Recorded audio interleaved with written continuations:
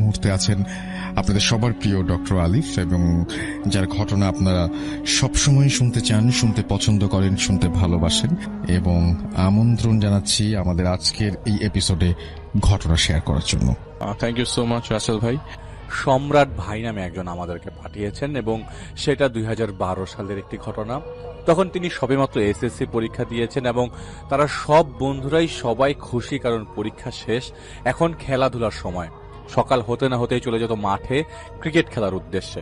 ঘটনার দিনও তারা সব বন্ধুরা মিলে ক্রিকেট খেলছিল। খেলা শেষে তারা যেই তালের শ্বাস, অপরিপক্ক তাল ওই সময় হয়, ওইটা খাওয়ার জন্য তারা তাল গাছের এখানে যায়, এবং তাল গাছটা ছিল গাজনার বিলের মধ্যে।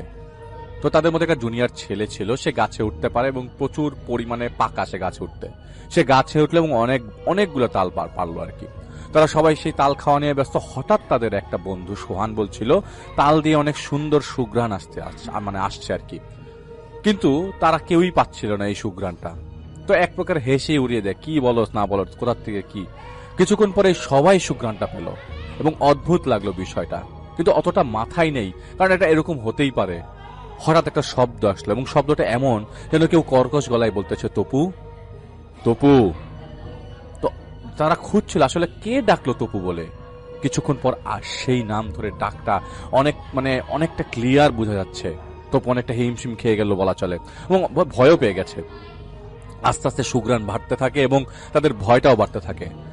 আর ডাকটা কাছে চলে আসছে। একটু আগে দূরে শোনা যাচ্ছিল, এখন কাছে চলে আসছে। অজানা কোনো কিছু তাদের উদ্দেশ্যে বলল, এবং তাল পেরে ভালো করিস নেই, অজানা থেকে ভেসে আসছে একটা কথা, তাল পেরে ভালো করিস নেই তোরা, এগুলা আমাদের সম্পদ, তোদের সাহস হয় কিভাবে এগুলাকে হাত দেওয়ার। তারা সবাই ভয় পেয়ে যায়। বিলের মধ্যে আম বাগানের মধ্যে থাকার কারণে বিলটা অনেক জায়গাটা কেমন একটা ভুতুরে অবস্থা বিরাজ করছিল তখন। তাড়াহুড়া করে সবাই এখান থেকে দৌড় দেয়, সবাই ভয় পেয়ে পালিয়ে যায়, সবাই বাসায় চলে যায় এবং সবকিছু স্বাভাবিক করে। কেউ বাসায় কাউকে কিছু বলে না। সেদিন বিকালবেলাও সব বলে আবারও খেলতে লাগলো তারা। খেলা শেষে সবাই বাসায় চলে গেল, তপুও বাসায় চলে গেল। রাতের খাবার শেষে টিভি দেখতে দেখতে সবাই ঘুমিয়ে গেছে। সকালে উঠে ঠিক পুরনো রুটিন মাফিক আবারও খেলা শুরু, এবং সবাই উপস্থিত, কিন্তু একজন নাই, তপু আসে নাই খেলতে। ভাবলাম ওনারা ভেবেছিল যে হয়তো কোনো কাজ করে গেছে, সেজন্য আসে নাই। ওই বিষয় না চিন্তা করে তারা খেলতে লাগলো। খেলা শেষে দুপুর গড়িয়ে তখন হঠাৎ করে খবর আসলো তপুর বাসায়তে ঝামেলা হয়েছে। তারা সবাই তপুর বাসায় গিয়ে হাজির, কি হয়েছে জানতে। যাওয়ার পর দেখা গেল তপুর চেহারাটা কেমন মলিন হয়ে আছে। হাসি খুশি ভরা ছেলেটাকে সবাই এরকম মলিন অবস্থায় দেখবে, এটা কেউ চিন্তা করে নাই। তো সবার একটাই প্রশ্ন, যে খেলতে আসলি না কেন? ও ভয়ে ভয়ে বললো, ওরা আমাকে মনে হয় বাঁচতে দিবে না। তো সবাই বললো, কি বলিস পাগলের মতো, কে বাঁচতে দিবে না? পাগল হয়ে গেলি নাকি? ধুর, কি বল। ও বলল, আমি রাতে একটা স্বপ্ন দেখেছি। স্বপ্নে আমাকে বলা হচ্ছিল আমাদের সবগুলো তাল ফিরিয়ে দে, আর না হয় তোর জান দে। এটা শুনে তপুর ঘুম ভেঙে যায়। ঘুম ভেঙে তপু উঠে দেখে অদ্ভুত কিছু ফিল হতে থাকে তার। সারা শরীর ঠান্ডা হয়ে সারা ঘর অন্ধকারাচ্ছন্ন হতে থাকে। মনে হচ্ছিল অমাবস্যার রাত, কিছুই দেখা যাচ্ছিল না, শুধু গতকালকার সুঘ্রাণ পাচ্ছিল এবং অজানা কিছু শব্দ কানে আসছিল। এবং তপু কিছু বুঝে উঠতে পারছিল না। ভয়ে চিৎকার দিতে ইচ্ছা করছিল অনেক, কিন্তু অদ্ভুত ব্যাপার, কোনো শব্দ আসছিল না তপুর গলা দিয়ে।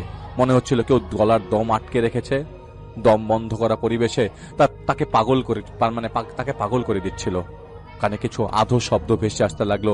সেখানে বলা হচ্ছিল, আজকেই তোর শেষ দিন, তুই প্রস্তুত হয়ে যা মরার জন্য। হঠাৎ আধো একটা আলো কোত্থেকে যেন আসতে লাগলো। সেই আলোতে তপু দেখতে পেল, সেটা সে বুঝে গেল এটাই তার শেষ রাত। তবু দেখতে পাচ্ছিল তপু শুয়ে আছে সেই তাল গাছটার নিচে। চারিপাশে অনেক মানুষের মতো কিছু একটা তাকে ঘিরে রেখেছে। তারা সবাই তার দিকে রাগান্বিত ভাবে তাকিয়ে আছে। মনে হচ্ছে জিভ বের করে এখনই তাকে গিলে খেয়ে ফেলবে। তপু প্রচুর ভয় পেয়ে যায় এইসব দেখার পর। কখন যে অজান্তে জ্ঞান হারিয়ে ফেলে তপু বোঝে নাই। ঘুম ভাঙার পর তপুর বিছানায় শুয়েছিল। শোরুমের সব ঠিকঠাক, দুঃস্বপ্নই হবে, একটা স্বস্তি তপু ভোগ করলো কিছুক্ষণ। এরপরে উঠতে গেল বিছানা থেকে, তখন খেয়ে গেছে সবচেয়ে বড় ধাক্কা। বিছানায় প্রচুর ঘাস পড়ে আছে, আর রুমের ফ্লোরে 3-4টা তাল পড়ে আছে। তখন মনে হচ্ছিল রাতের থেকে আরো বেশি ভয় পেয়ে গেছে তপু। ভয় পেয়ে চিৎকার দিয়ে উঠে, চিৎকার শুনে তার মা ছুটে আসে তার রুমে। তার মা বিছানায় ঘাস আর ফ্লোরে তাল পরে আছে দেখে নিজেও ঘাবড়ে যায়। তখন তপু তার মাকে সবকিছু খুলে বলে এবং তার মা তাকে সান্ত্বনা দিয়ে বলে, বাবা ভয় পেও না, সব ঠিক হয়ে যাবে। এবং তার বন্ধুরাও ওই মুহূর্তে গুলি শুনে প্রচুর ভয় পেয়ে যায়। তো যেই ভাই ঘটনা পাঠিয়েছে তিনি মনে মনে ভাবতে থাকে তাদের সাথেও কি একই ঘটনা ঘটবে, তারাও তো ওই জায়গায় ছিল, ওই ঘটনার স্থানে ছিল। তো তপুর বাবা আসে, ওনার সাথে মসজিদের ইমাম সহ আসে। ইমাম সাহেব সবকিছু শুনে তপুকে একটা তাবিজ দিয়ে যায়, বলে তাবিজটা যেন ভুলেও না খোলে। 2 দিন আর কিছু ঘটে না। 2 দিন পর ওর সাথে ঘটলো আরো ভয়ঙ্কর ঘটনা। তপু ঘুমাতে গেলেই দেখতো একটা কালো ছায়া, তার একটাই কথা, তোকে মরতেই হবে। ও পাগলের মতো হয়ে যেতে থাকলো, সবকিছুতেই ভয় পেতে থাকলো। এমনকি ওর বাবা কোনো উপায় খুঁজে না পেয়ে আবারও ইমাম সাহেবের কাছে যান এবং সব ঘটনা বলেন। ইমাম সাহেব বলেন, আপনার ছেলের উপরে শক্তিশালী জিনের আছর করেছে, যা আমার আয়ত্তের বাইরে। তবে আমি একজন ইমাম সাহেবকে চিনি, আপনারা তার কাছে সাহায্য চেতে পারেন। সেই হুজুরটির বাসা তাদের গ্রাম থেকে 50 কিলোমিটার দূরের পথ। তিনি পাবনা শহরের একটা নামকরা মসজিদের ইমাম সাহেব। কোনো উপায় খুঁজে না পেয়ে পরদিন সেই হুজুরের কাছে তপুর বাবা যান এবং মৌলানা সাহেবের সবকিছু বলেন। সব শোনার পর হুজুর সাহেব 2 দিন পর তপুকে দেখতে আসবার কথা বলে সেখান থেকে তপুর বাবাকে বিদায় দেন। সময়টা তখন সন্ধ্যার দিক হবে। তো যেই ভাই ঘটনা পাঠিয়েছেন তিনি এবং তার বন্ধু জহুরুল তখন তপুদের বাসায় যায়। হুজুর সাহেব রুমে ঢুকে তপুকে খুব ভালোভাবে পর্যবেক্ষণ করতে থাকে যে কি হয়েছে না হয়েছে। ভালোভাবে পর্যবেক্ষণ করার পরে হুজুর সাহেব একটা নির্দিষ্ট আসনে বসান। মিনিট 10 পর হুজুর সাহেব ভয়েস চেঞ্জ করে ফেলে, কর্কশ গলায় বলতে থাকে, এই তুই কোথা থেকে এসেছিস, কেন জ্বালাচ্ছিস? জবাবে তপু বলে, ও আমার সম্পদে হাত দিয়েছে। অদ্ভুত ব্যাপার, তপুর কণ্ঠটাও তখন অচেনা লাগছিল তাদের সবার কাছে। তো তাদের চিরচেনা বন্ধুর গলাটা হতে পারে না, বুঝা গেল যে তপুর ভেতরে সেই জিন এসেছে। যাই হোক, হুজুর সাহেব বলল, তুই কি ওর জন্য এমন করছিস? কি হলে তুই ওকে ছেড়ে দিবি? তপু চিৎকার করে বলে উঠল, ওর জান। শুনে ওর মা ভীষণ ভেঙে পড়ে এবং কান্না করতে লাগে। হুজুর সাহেব বলেন, আমি থাকতে তো তোকে এগুলি হতে দিব না, তুই ভালোই ভালো এখান থেকে যা, নইলে আমি তোকে জোর করতে বাধ্য হব। রাগান্বিত স্বরে তপু বলে, ওর জীবন না নিয়ে আমি কোনোভাবে এখান থেকে ছেড়ে যাব না। হুজুর তার স্বরূপে ফিরে আসেন এবং বলেন, ও খুব খারাপ একটা জিনে আছর করেছে। কাল রাত 11টার সময় আসবো, ততক্ষণ আপনারা ওকে দেখে রাখবেন ভালো করে, ও যেন কোনো ঝামেলা না করে, এবং সাথে গরম তেল রাখবেন। এই বলে হুজুর সাহেব চলে যায়। গ্রামে 11টা রাত মানে অনেক রাত। হুজুর সাহেব আসে, তপু রুমে ঢোকে, সব আলো নিভিয়ে দেয়। কথা মতো সব আলো নিভিয়ে দেওয়া হলো এবং রুমটা পুরো অন্ধকার হয়ে গেল। 2-3 মিনিট পর একটা অদ্ভুত শব্দ হলো, শব্দটা অচেনা। রুমের মধ্যে একটা ঝলকা আলো কোত্থেকে যেন চলে এসছে। আলোটা শুধু তপুর উপরে গিয়ে পড়লো। তপুকে দেখে স্বাভাবিক মনে হচ্ছিল। সেই মায়া ভরা কণ্ঠে বলে উঠল, সম্রাট, কালকে শুক্রবার, কারোর সাথে খেলা দিস নাই? পাশের গ্রামের সাথে না খেলার কথা ছিল। তো সম্রাট ভাই বলছে, মানে কি বলবে বুঝতে পারছিল না, বললো, হ্যাঁ দিয়েছি, কাল সকাল 9টার সময় খেলা। হুজুর তেলটা নিয়ে ফ্লোরের মধ্যে গোল দাগ কেটে দিল। গোল দাগের মধ্যে একটা কাগজ রাখলো আর কোন একটা সূরা পাঠ করতে থাকলো। তপুর চেহারা আস্তে আস্তে বদলাতে থাকলো। হঠাৎ করে কেমন যেন একটা চিৎকার দিয়ে উঠলো। হুজুর সাহেব সূরা পড়ার গতি আরো বাড়িয়ে দিলেন। তপুর চিৎকার বাড়তে থাকে। রুমের মতো অদ্ভুত একটা ছায়া চলে আসলো অনেকগুলো। তারা রুমের চারিদিকে ঘুরতে শুরু করে দিল। তপুর চিৎকার আস্তে আস্তে কান্নাতে পরিণত হলো। তপু কান্না ভরা কণ্ঠে বলে লাগলো, ওই গাছ আমাদের, ওর সব ফল আমাদের, ও কেন এগুলো পারলো? হঠাৎ করে অনেকের ধস্তাধস্তির শব্দ আসতে লাগলো চারিপাশ থেকে। মনে হচ্ছিল ছায়াগুলো যেন তপুকে আঘাত করছে, কারণ তপু কেঁপে কেঁপে উঠছিল। হুজুর যে কাগজটা রেখেছিলেন সেইখানে হঠাৎ করে আগুন জ্বলে উঠল। দাউ দাউ করে আগুন জ্বলতে থাকলো। আর কিছুক্ষণ পর চিতার আগুন যেমন দাউ দাউ করে জ্বলে, সেরকম একটা শব্দ আসতে লাগলো চারিপাশ থেকে কাগজটির পোড়া। তপু কান্না করছে তো করছেই, এক কথায় বিরতিহীন কান্না। এক পর্যায়ে তপুর কান্না থেমে যায় এবং সে জ্ঞান হারিয়ে ফেলে। রুম থেকে হঠাৎ করে সবগুলো ছায়া উধাও হয়ে যায়। কাগজটার আগুনটাও নিভে যায়। রুম আবার অন্ধকার হয়ে যায়। হুজুর সাহেব আলো জ্বালিয়ে দিতে বলে। আলো জ্বালানোর পর যা দেখলো, সবাই রীতিমতো অবাক। কাগজটি যেমনটা ছিল ঠিক তেমনটাই রয়েছে। মাওলানা সাহেব বলল, তপু এখন পুরোপুরি সুস্থ, তবে তাল গাছটি যত তাড়াতাড়ি সম্ভব কেটে ফেলতে হবে। তাল গাছের ন্যায় 10টা জিনের বসবাস। এই বলে মাওলানা সাহেব চলে যায়। পরের দিন তাল গাছের মালিকের কাছ থেকে তপুর বাবা তাল গাছটি কিনে নেয় এবং তা কেটে ফেলে। সেদিনের পর থেকে তপু সম্পূর্ণ সুস্থ জীবনযাপন করেছে। তপু ডিপ্লোমা শেষ করে এখন জাপানে আছে, গ্রাফিক্স ডিজাইনের উপর বিএসসি করছে। তো যিনি সম্রাট ভাই, তিনি অনেক মিস করে তাকে, তার মিস করার কথাটাও তিনি বলেছেন। তো এইটাই হচ্ছে কথা। ঘটনায় চলে যাব। আমি আজকে শুরুতেই শুরু করতে চাই বাবু ভাইকে দিয়ে। এই ঘটনাটা ঘটেছিল কুষ্টিয়া জেলায় আজ থেকে 5 থেকে 6 বছর আগে, এবং সেই সময় আদনানের বোন এবং দুলাভাই কুষ্টিয়ার কোন একটা উপজেলায় আর কি, কোন একটা ছোট উপজেলাতে থাকতো তখনকার সময়, এবং তিনি তার দুলাভাই চাকরি করতেন আর তার বোন বাসায় থাকতেন। তার বোন ছিলেন হাউস ওয়াইফ এবং তার দুলাভাই বাইরে চাকরি করতেন। তো তাদের জীবন ভালোই কেটে যাচ্ছিল। তারা তখন যেটা হয় যে রিসেন্টলি সে উপজেলায় মুভ অন করেন, এবং সেখানে তাদেরকে থাকতে দেওয়া হয় যে একটা বাড়িতে। সেই বাড়িটা হচ্ছে একটা পুরনো জমিদার বাড়ি ছিল, এবং জমিদার বাড়িটার একটা অংশ সরকারি যারা কর্মকর্তা বা কর্মচারী তাদের জন্য প্রোভাইড করা হয়, এবং সেখানে অলরেডি সরকার টেক ওভার করে সেখানে বিভিন্ন মানুষকে থাকার জন্য ব্যবস্থা করে দিয়েছেন। তো যাই হোক, এরকম একটা বাড়িতে তাদের থাকতে দেওয়া হয়, এবং তারা সেখানে ওঠেন এবং সংসার শুরু করেন।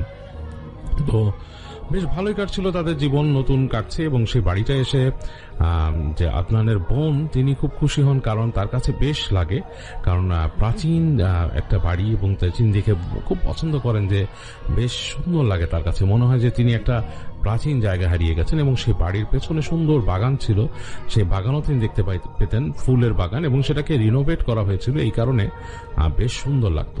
তো এরকম একটা বাসা উঠতে পেরে আদনানের বোন খুব খুশি ছিলেন। আদনানের দুলাভাই খুশি আসলে ঠিক না, সে একটু মিশ্র প্রতিক্রিয়া ছিল তার কাজ। উনি পছন্দ করতেন নতুন দালান কোঠা, তিনি পুরনো বাড়িঘর খুব একটা পছন্দ করতেন না, বাট কিছুই করেন নেই, তাদেরকে থাকতে হয়েছিল সেই কোয়ার্টারটাতে। কিন্তু এটা কিন্তু মূল ভবন থেকে বেশ দূরে। তো আদনানের দুলাভাই প্রতিদিন একটু অস্বস্তি ফিল করতেন মূল ভবনের সামনে যে আসার সময়, যে মূল যে বাড়িটা ছিল জমিদার বাড়িটা, সেটা দেখলে তার কাছে একটু অস্বস্তি লাগতো, কারণ বেশ পুরনো, এবং অনেকে এটাকে কুঠি বাড়িও বলতেন, এরকম আর কি একটা ব্যাপার স্যাপার ছিল। যাই হোক, স্পেসিফিক লোকেশনটা আমি বললাম না, আদনান যদিও কিছুটা আমাকে বলেছে, বাট আমি এটা বললাম না। আমি একটু আপনাদের কাছে এই জিনিসটা ধোঁয়াটেই রাখলাম যাতে কেউ রিলেট না করেন। যাই হোক, আমি চলে যাচ্ছি মূল কাহিনীতে। তো যেই দিনকার ঘটনা, সেই দিন রাতের বেলা আদনানের বোন এবং দুলাভাইয়ের মধ্যে একটু কথা কাটাকাটি হয়, নিজেদের মধ্যে আর কি একটু ঝগড়াঝাটি হয় আর কি, খুনসুটি বা মনোমালিন্য যেটাকে বলে, কিছুটা একটু ঝগড়াঝাটি হয় বোন এবং দুলাভাইয়ের মধ্যে। এবং রাতে ঝগড়াঝাটির পরে সকালে ঘুম থেকে উঠে আদনানের দুলাভাই চলে যান তার অফিসে। তো তিনি অফিসে চলে গিয়েছেন, তিনি কাজ করছেন, কাজ টাজ করে, এবং তার কাছে একটু মন খারাপ লাগছিল। মনে হচ্ছিল যে স্ত্রীকে কল করবেন কিনা, বারবার ফোনটা হাতে নিচ্ছেন, বাট কোনো একটা কারণে হয়তো তিনি একটু মনে করেন যে না, আমি আসলে আমি আজকে এখন কল করব না, আমি চেয়েই তার সাথে দেখা করব, বা সে একটু অভিমান করেছিল। তো এরকম একটা ব্যাপার তার মধ্যে কাজ করছিল আদনানের দুলাভাই, এবং তিনি কল করেন না। তো এরকম করে করে একটা সময় হয় তিনি নরম হয়ে যান মানসিকভাবে। তিনি চিন্তা করেন যে আচ্ছা, আমি একটু আগেই বাসায় চলে যাই, আজকে যে না হয় আমি সরি বলবো, এবং একসাথে আমরা ঘুরতে বেরোবো, বা তাকে নিয়ে তার বাবা মার বাসায় যাব, এরকম। কারণ তাদের বাবা মার বাসায় কাছেই ছিল, সেখান থেকে খুবই কাছে ছিল। তো এরকম চিন্তা করে আদনানের দুলাভাই একসময় অফিস থেকে বের হন।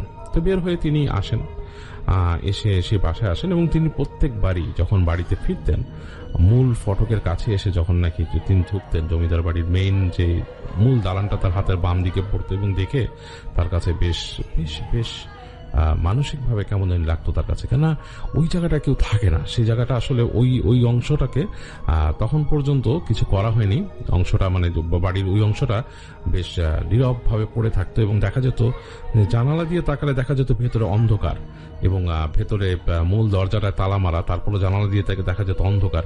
এবং আদনানের দুলাভাইয়ের মনে হতো যে বাসার ভেতরে খাকা করছে। তো তিনি ওই জায়গাটা তাড়াতাড়ি পার হয়ে যেতেন, তিনি পেছনে চলে আসতেন, পেছনের অংশটা যেখানে রিনোভেট করে তাদের থাকার ব্যবস্থা হয়েছে। তো যাই হোক, তো তিনি হেঁটে হেঁটে চলে আসেন। তো ওই দিন মনে হচ্ছিল উনি যখন বাসায় আসছেন দুপুরের পরে, দুপুরটা কেবল গড়িয়ে গিয়েছে, তার কাছে মনে হচ্ছিল যে কেমন যেন একটু ফাঁকা ফাঁকা। তো তিনি হেঁটে গেলেন। তো হেঁটে যে ফার্স্টে তিনি যেটা করেন, তিনি আস্তে করে ওই দিন একটু সম্পর্কটা সুন্দর করার জন্য উনি বাসার পেছনে চলে যান, এবং বাগান থেকে তিনি গোলাপ ফুল দেখেন। তো সাদা গোলাপের গাছ ছিল, সাদা গোলাপ, তিনি সেখান থেকে দুটো সাদা গোলাপ তুলে তিনি চলে আসেন বাসায়। তো বাসায় এসে তিনি গেটের কাছে আসেন, এসে তিনি দেখেন যে বাসার গেটটা ভেজানো, লাগানো না, ভেজিয়ে রাখা দরজাটা, দরজার কোনো ছিটকানি লাগানো নেই। তো তিনি একটু অবাক হয়ে যান। তিনি একটু অবাক হয়ে যান এবং অস্বস্তিতে পড়েন যে বাসার দরজা ভেজানো থাকবে কেন। মানে তার কাছে একটু খারাপও লাগে যে বাসার দরজা কেন ভেজানো থাকবে, দরজা থাকবে তালা মারা, মানে ভেতর থেকে আটকানো, যাতে নক করলে খুলে দেয়। তিনি একটু মানে চিন্তা করেন কিছু হলো কিনা, বাসায় কি ব্যাপার। তো তিনি বাসায় ঢুকে যান দরজাটা চেপে। বাসায় ঢুকের পর দেখেন যে নর্মাল বাসা রয়েছে, বাসায় কোনো সাউন্ড পাচ্ছেন না, মানে বেশ নীরব নিথর লাগছে বাসাটা। তিনি একটু চিন্তা করেন যে ও কি বের হয়ে কোথাও গেছে বাগানে বা কিছু, বা আমাকে ভয় দেখানোর চেষ্টা করছে, লুকিয়ে আছে, এরকম চিন্তা করছে। তো আদনানের দুলাভাই এটা ভাবতে ভাবতে সে হেঁটে যায়। তো হেঁটে যেয়ে তিনি সোজা তাদের যে জায়গাটা ডাইনিং টেবিল ছিল সেখানে দাঁড়ান। তো সেখানে দাঁড়িয়ে তিনি দেখতে পান যে তার স্ত্রীকে দেখতে পাচ্ছেন যে ভেতরে কিচেনে। তো তিনি বেশ স্বস্তি ফিল করেন যে এখন তো মানে ব্যাপারটা মানে আছে বাসায় আছে, মানে এই শিক্ষিত উনি বলতে যাচ্ছিলেন যে দরজা খোলা রাখছো কেন, বাট এটা বলতে যে চিন্তা করলেন যে কালকে রাতে ঝগড়া হয়েছে, আজকে জিনিসটা ইজি না করে আমি যদি এখনই এটা বলি দরজা খোলা রাখছো কেন, আবার ঝগড়া লাগতে পারে। তো তিনি সেটা না বলে তিনি চুপ করে থাকেন, বলেন যে আচ্ছা এটা পরে বলা যাবে। চিন্তা করে উনি গোলাপ ফুলটা হাতের পিছু নিয়ে বসে থাকেন। তো একটু পরে দেখে যে ওনার স্ত্রী আসলো, কিচেন থেকে হেঁটে ওনার রুমে আসলো, এবং যেই জায়গাটা তাদের ডাইনিং রুমটা বেশ একটু অন্ধকার, মানে আলো খুব বেশি ঢোকে না, হালকা আলো এসে পড়ছে টেবিলের এক পাশে। তো যেই কর্নারটা অন্ধকার সেখানেই তার স্ত্রী বসলো আর কি, আদনানের বোন বসলো। তো তিনি চেহারা দেখতে পাচ্ছেন না তার ওয়াইফের ঠিক মতো, কারণ চুল এরকম দিয়ে রাখা সামনে। তো তিনি বলতেছে যে কি ব্যাপার, তুমি কি এখনো রাগ করে আছো, আচ্ছা আমি একটু চা খাও বা এরকম বলতেছে। তো দেখে যে তার স্ত্রী কোনো কথা বলছে না তার সাথে। তো তিনি চিন্তা করলেন যে আসলে ব্যাপারটা কি হচ্ছে, কথা বলছে না, এখনো রাগ করে আছে। তো তিনি গোলাপ ফুলটা হাতে নিয়ে এক পা সামনে গেছেন, সামনে যে স্ত্রীকে দিয়ে তিনি চেষ্টা করলেন যে মাথার কাছে গোলাপ ফুলটা মানে উনি লাগিয়ে দেবেন এরকম কানের পাশে বা সামথিং লাইক দ্যাট, কারণ কাটা ছিল না, তিনি আগে দেখে আনছেন। তো তিনি কাছে যে যখন কি ফুলটা দিতে গেছেন, তো তখন তার স্ত্রী হেসে উঠলো, হি হি হি করে হেসে উঠে দেখলো তিনি যে স্ত্রী উঠে দাঁড়িয়েছেন, বসেছিল, চুলটা এরকম নাড়া দিল দুই পাশে, এবং চুলটা নাড়া দেওয়ার ভঙ্গিটা এত ভয়ঙ্কর ছিল যেটা দেখে তার শরীরের পুরো রোম দাঁড়িয়ে যায়। মানে আদনানের দুলাভাইয়ের তার স্ত্রী মানে আদনানের বোন উঠে চুলটা ঝাড়া দিল, এবং চুলটা এমন ভাবে ঝাড়া দিয়েছে যে ভঙ্গিতে সেটা প্রচন্ড ভয়ঙ্কর ছিল, এবং চেহারা তিনি দেখতে পাননি। এবং তিনি খেয়াল করলেন চুল ঝাড়া দেওয়ার সাথে সাথে তার স্ত্রী প্রায় তার থেকে 1 থেকে 1.5 হাত লম্বা হয়ে গেল, এবং হি হি করে একটা হাসি দিল। তো তার রোম দাঁড়া হয়ে যায়, এমন একটা অবস্থা হচ্ছে হার্ট অ্যাটাকের মতো। তিনি পেছন দিকে ছিটকে আসলেন, এবং তিনি খেয়াল করে দেখলেন তার স্ত্রী তার থেকে 1 থেকে 1.5 হাত লম্বা হয়ে, মানে মোটেই তার স্ত্রী না, একটা মহিলা, মানে একটা মেয়ে মানুষ হেঁটে বের হয়ে গেল ঘরের থেকে। এবং ঠিক যখন নাকি দরজা দিয়ে বের হয়ে যায় তখন তার দিকে ফিরে একটা হাসি দিল, এবং তখন তিনি চেহারাটা দেখলেন এটা তার স্ত্রী না, অন্য একটা মহিলার চেহারা, এবং এমন ভয়ঙ্কর টাইপের একটা লুক, এটা মানে কুৎসিত না, আসলে একটা মহিলার চেহারা এবং কুৎসিত না। এবং সেই চেহারাটার মধ্যে চোখ ছিল, এবং চোখটা মনে হচ্ছে কালো কাজল দিয়ে ল্যাপটানো, এবং তার দিকে তাকে একটা হাসি দিল, মুখটা এরকম মানে মুখটাকে বাকি একটা হাসি দিল দাঁতগুলো বের করে, এবং বের হয়ে গেল অস্বাভাবিক রকম লম্বা একটা মহিলা বের হয়ে গেল গেট থেকে, এবং তার মনে হলো হার্ট অ্যাটাকে পড়ে যাবে এরকম একটা অবস্থা। তো তিনি মহিলাটা বের হয়ে যাওয়ার সাথে সাথে ঝেড়ে দৌড়ায় বেড়ে গেল আদনানের দুলাভাই, বাসার থেকে বের হয়ে যেয়ে তিনি দৌড়াইতেই থাকলেন। তার অনেকক্ষণ কোনো কথা বলার শক্তি ছিল না। তিনি তখন তার স্ত্রীর নাম্বারে ফোন করতেছেন বারবার। একসময় তার ওয়াইফ ফোন ধরলো, ধরে বলে কি ব্যাপার, তুমি ফোন করতেছো কি, তুমি কি মানে কে এইভাবে ফোন করতেছো কেন। তো মানে উনি মানে ফোন করতেছিল, কেটে দিচ্ছিল, এরকম করতেছিল কিছু একটা, হয়তো উনি ধাতস্থ ছিলেন না। তার স্ত্রী বলে যে তুমি বারবার এরকম করতেছো কেন, ফোন কেটে দিয়ে আবার করতেছো কেন। তিনি বলছে তুমি কোথায়, তখন স্ত্রী তাকে বলতেছে যে আমি মানে আমার আব্বার বাসায় আর কি, তাদের বাসায় আর কি, আমি আমাদের বাসায়। তো কি ব্যাপার, কি হয়েছে, এরকম কেন তোমার গলা। তার স্ত্রী আবার তখন চিন্তায় পড়ে গেছে, আদনানের বোন, কি হয়েছে। তখন বলল যে আমি ভয় পাইছি, আমার সমস্যা হয়েছে। বলতে বলতে তিনি কোনো মতে যে উনি কিভাবে ওখান থেকে ওনার শ্বশুর বাড়িতে গেছেন তার খেয়াল নাই, মানে আদনানদের বাসায় আসছে ওনার খেয়াল নাই। উনি বাসায় এসে যখন বসলেন তার স্ত্রী তাকে ধরলো, আদনানের বোন তাকে ধরে বসালো, এবং তিনি অনেকক্ষণ মানে বসেছিলেন, কোনো কিছু চিন্তা করতে পারছিলেন না, মানে উদ্ভ্রান্তের মতো ছিলেন। তো তারপরে যেটা হয় যে তার মানে প্রায় হুঁশ চলে যায়, মানে তিনি জাগ্রত অবস্থায় হুঁশ, মানে তার কোনো খেয়াল নেই, তিনি তাকিয়ে আছেন ফ্যাল করে, এরকম একটা অবস্থায় ছিলেন তিনি এই স্টেটে থাকা অবস্থায়। তারপরে আদনানের বাবা তখন সেখানকার মসজিদের ইমাম সাহেবকে নিয়ে আসেন এবং তাকে ঝাড়ানোর পরে দেখে যে আসলে বলে যে ইমাম সাহেব বলছে যে ওনাকে আসলে সেই যে কোন একটা জিন ওখানে থাকতো, মানে মানে খারাপ জিন সেখানে ছিল সেই বিল্ডিং এ, ওনাকে হয়তো পজেস করতে চাইছিলেন। কারণ ওনাকে হয়তো পজেস করতে চাইছেন, কারণ উনি যে বর্ণনা দিচ্ছে আদনানের দুলাভাই পরে, যেটা শুনে ইমাম সাহেব বলছে যে আপনার কাছে আসলে আপনি হয়তো পবিত্র ছিলেন, আপনি নামাজ কালাম পড়েন। হ্যাঁ, আদনানের দুলাভাই আবার বেশ পায়াস মানুষ ছিলেন, এমনি মানে আর কি নর্মালি তিনি প্র্যাকটিসিং ছিলেন আর কি, খুব বেশি না বাট প্র্যাকটিসিং ছিলেন বলে আপনি হয়তো পবিত্র ছিলেন, নামাজ কালাম পড়ছেন, এবং আপনার হাতে গোলাপের ফুল ছিল। গোলাপের ফুল কাটাটাকে অনেক জিনরা এটাকে করতে পারে না, মানে তারা এটার প্রতি অ্যালার্জিক থাকে। তো এই কারণেই আপনাকে হয়তো সে পজেস করতে পারেনি। আপনি যদি তাকে টাচ করে ফেলতেন যে, বা সে আপনাকে হয়তো ওই সময় পজেস করতো, এরকম কিছু একটা ব্যাপার স্যাপার তাদের মধ্যে ছিল, এরকম নেচার ছিল, বাট ওই সময় পারেনি আপনাকে করতে। বাট আপনাকে তখন ওই যে ইমাম সাহেব তিনি তাকে আলো ছেড়ে দেন, ছেড়ে দিয়ে দোয়া টোয়া পড়ে দেন, এবং তার স্ত্রীকে বলে যে আপনারা ওই বাসা থেকে মুভ করে যান, ওইটা অনেক পুরনো বাসা, তো অনেক কিছু এরকম আছে, এবং যেহেতু আপনার হাজবেন্ড একটা অকারেন্সের শিকার হলো ওখানে আস্তে ধীরে থাকেন না। তো পরবর্তীতে উনি মানে আদনানের বন্ধুলা ভাই কয়েকদিনই বাসায় যান নাই, পরে আদনানরা গেছিল, আদনান এবং তার বাবা তারা গেছিল বাসায়, এবং আস্তে ধীরে তারা ওখান থেকে বাসাকে মুভ করে নিয়ে আসে, ওই কোয়ার্টারে আর তারা থাকেন না, অন্য জায়গায় বাসা নিয়ে নেন। তো যাই হোক, এইটা ছিল আদনানের দুলাভাইয়ের কাহিনী। আদনান বলছে এটা কিন্তু খুবই মানে তাদের সাথে একদম নিজস্ব ঘটে যাওয়া একটা কাহিনী তার দুলাভাইয়ের, এবং এটা সে নিজে বলছে যে এটা তার দুলাভাইয়ের ফার্স্ট হ্যান্ড এক্সপিরিয়েন্স, এবং সে এটার মানে সে বলে যেটা ঘটছিল আর কি। সো এটা অ্যাসুরেন্স সে দিচ্ছে কাহিনীটা, এবং সে কাহিনীটা বলছে যে এরকম ভাবেই করছিল, এবং তার দুলাভাই এখন পর্যন্ত সেই সিনটা মনে করলে ভয় পায়। তার দুলাভাই বর্ণনা করতে পারে না, তো তাকে যতটুকু বর্ণনা করছে সেটা বললো, এবং আদনান বলছিল যে আমি কাহিনীটা যেন আমার মতো করে শেয়ার করি। তো আমি আমার মতো করে শেয়ার করছি, আপনাদেরকে স্পেসিফিক লোকেশনটা বলিনি, কারণ স্পেসিফিক লোকেশনটা বলা নিষেধ, আর স্পেসিফিক লোকেশনটা আসলে বলা যায় না। আমি নিজেও চেষ্টা করি সবসময় স্পেসিফিক লোকেশন এড়িয়ে যেতে। এখন যেটা করব সেটা হচ্ছে সরাসরি চলে যাব আরো একটি ঘটনায়, এবং এই মুহূর্তে আমার সঙ্গে আছেন আপনাদের অত্যন্ত পছন্দের একজন মানুষ, যিনি হচ্ছেন আফনান ভাই। তাকে আমি বলেছিলাম এবং তিনি একটা ঘটনা পাঠিয়েও দিয়েছেন। তার সেই ঘটনাটি আমি এখন আপনাদের জন্য প্লে করছি, আশা করছি আপনাদের সবার ভালো লাগবে। চলুন শুনে আসি আফনান ভাইয়ের ঘটনাটি। এবারের ঘটনাটি আমাদেরকে পাঠিয়েছেন খুলনা থেকে কেয়া আপু। আর এই ঘটনাটি ঘটেছিল 1982 সালে ওনার দাদা বাড়িতে ওনার ফুফুর সাথে। আর তখন ছিল শীতকাল, আর রমজান মাসও চলছিল। ওনার ফুফু তখন অন্তঃসত্ত্বা ছিলেন, আর তিনি রোজা থাকবেন না, যেহেতু অন্তঃসত্ত্বা ছিলেন, পেটের বাচ্চার অসুবিধা হতে পারে, এই কারণে তিনি রোজা ছিলেন না। আর এই কারণে তিনি তার দাদিকে রান্নার কাজে সাহায্য করার জন্য বাড়ির পাশের একটি ক্ষেত রয়েছে, সেই ক্ষেতে যান সবজি তুলতে। তো তিনি খেতে গিয়ে বেশ কিছু সবজি তোলেন, এবং তিনি লক্ষ্য করেন পাশের একটি নারকেল গাছের একটি ডালে কিছু ঝিঙা গাছ বেয়ে উঠেছে, এবং সেই গাছে কিছু ধুন্দলও ধরেছে, মানে ধুন্দল বা ঝিঙা যেটা বলে আর কি, সেটা ধরেছে। তো উনি সেগুলো পাড়ার চেষ্টা করেন। তো পাড়ার জন্য প্রথমে আশেপাশে লম্বা লাঠি বা এগুলো খোঁজার চেষ্টা করেন, কিন্তু সেগুলো পান না।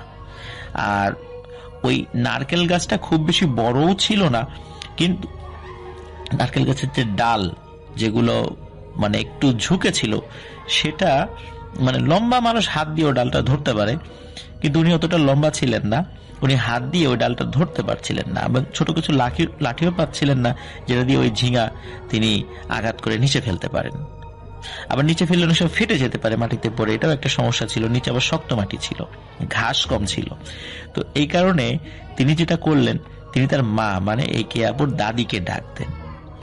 তো আসেন তিনি, আসার পর দুজন মিলে যখন বুঝতে পারলেন এটা খালি হাতে পারা সম্ভব না, এবং এই মুহূর্তে লাঠিও ম্যানেজ করা সম্ভব হচ্ছে না, তখন কিন্তু একটু উঁচু হলেই ওই ডালটি হাত দিয়ে ধরা যায়, এবং হাত দিয়ে যদি একবার ধরা যায় তখন কিন্তু ওই ডালটিকে নিচের দিকে নামিয়ে আনা সম্ভব, এবং তখন ওইখান থেকে অনায়াসেই ঝিঙা পাড়া সম্ভব হবে। তখন এই কেয়াপুর দাদি তিনি কি করলেন, তার মেয়ে মানে কেয়াপুর ফুপুকে কিছুটা উঁচু করে ধরলেন, যাতে করে উনি ওই নারকেলের ওই ডালটি ধরতে পান।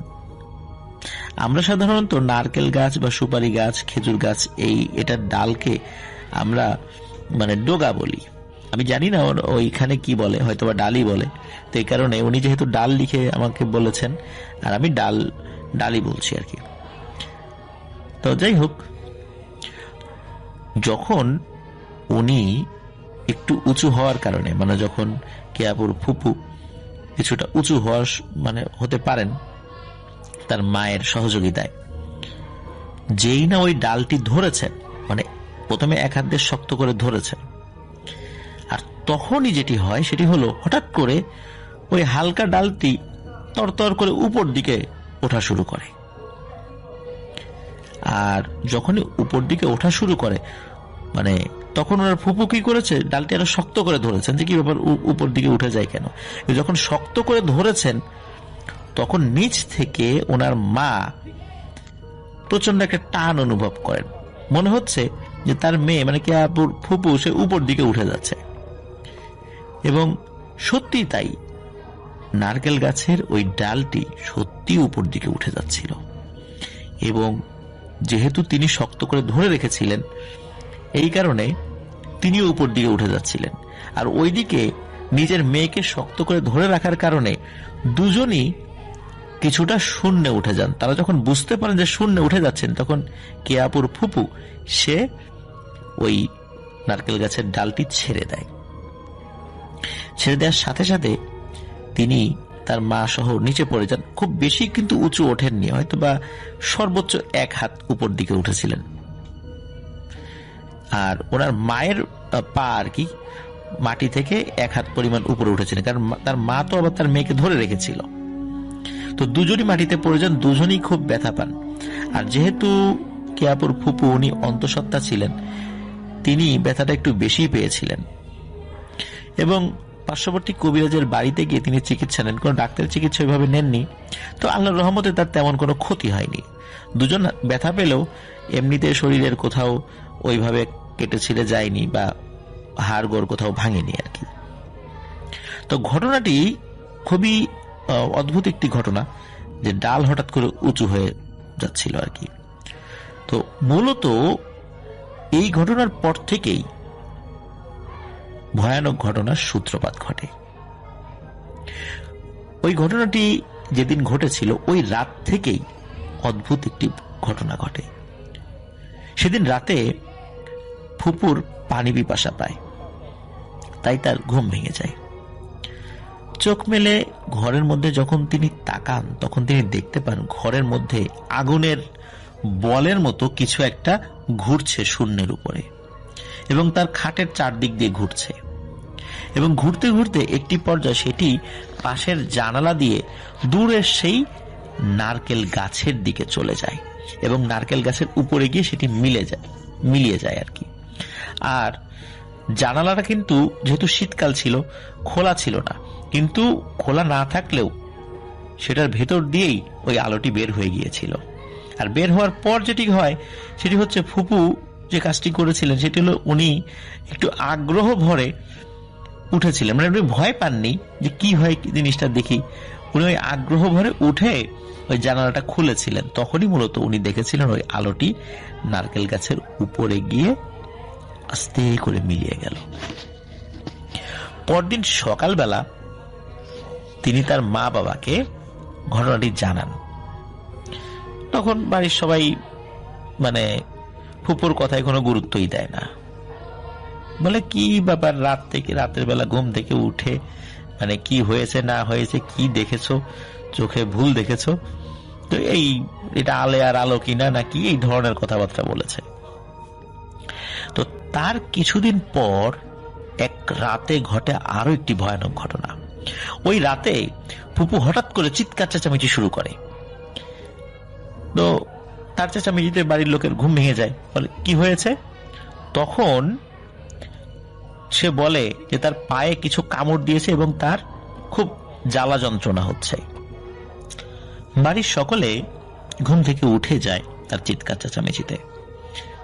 তখন দাদি বলে যে হয়তো কোনো পোকামাকড় কামড় দিয়েছে, এবং এই কারণে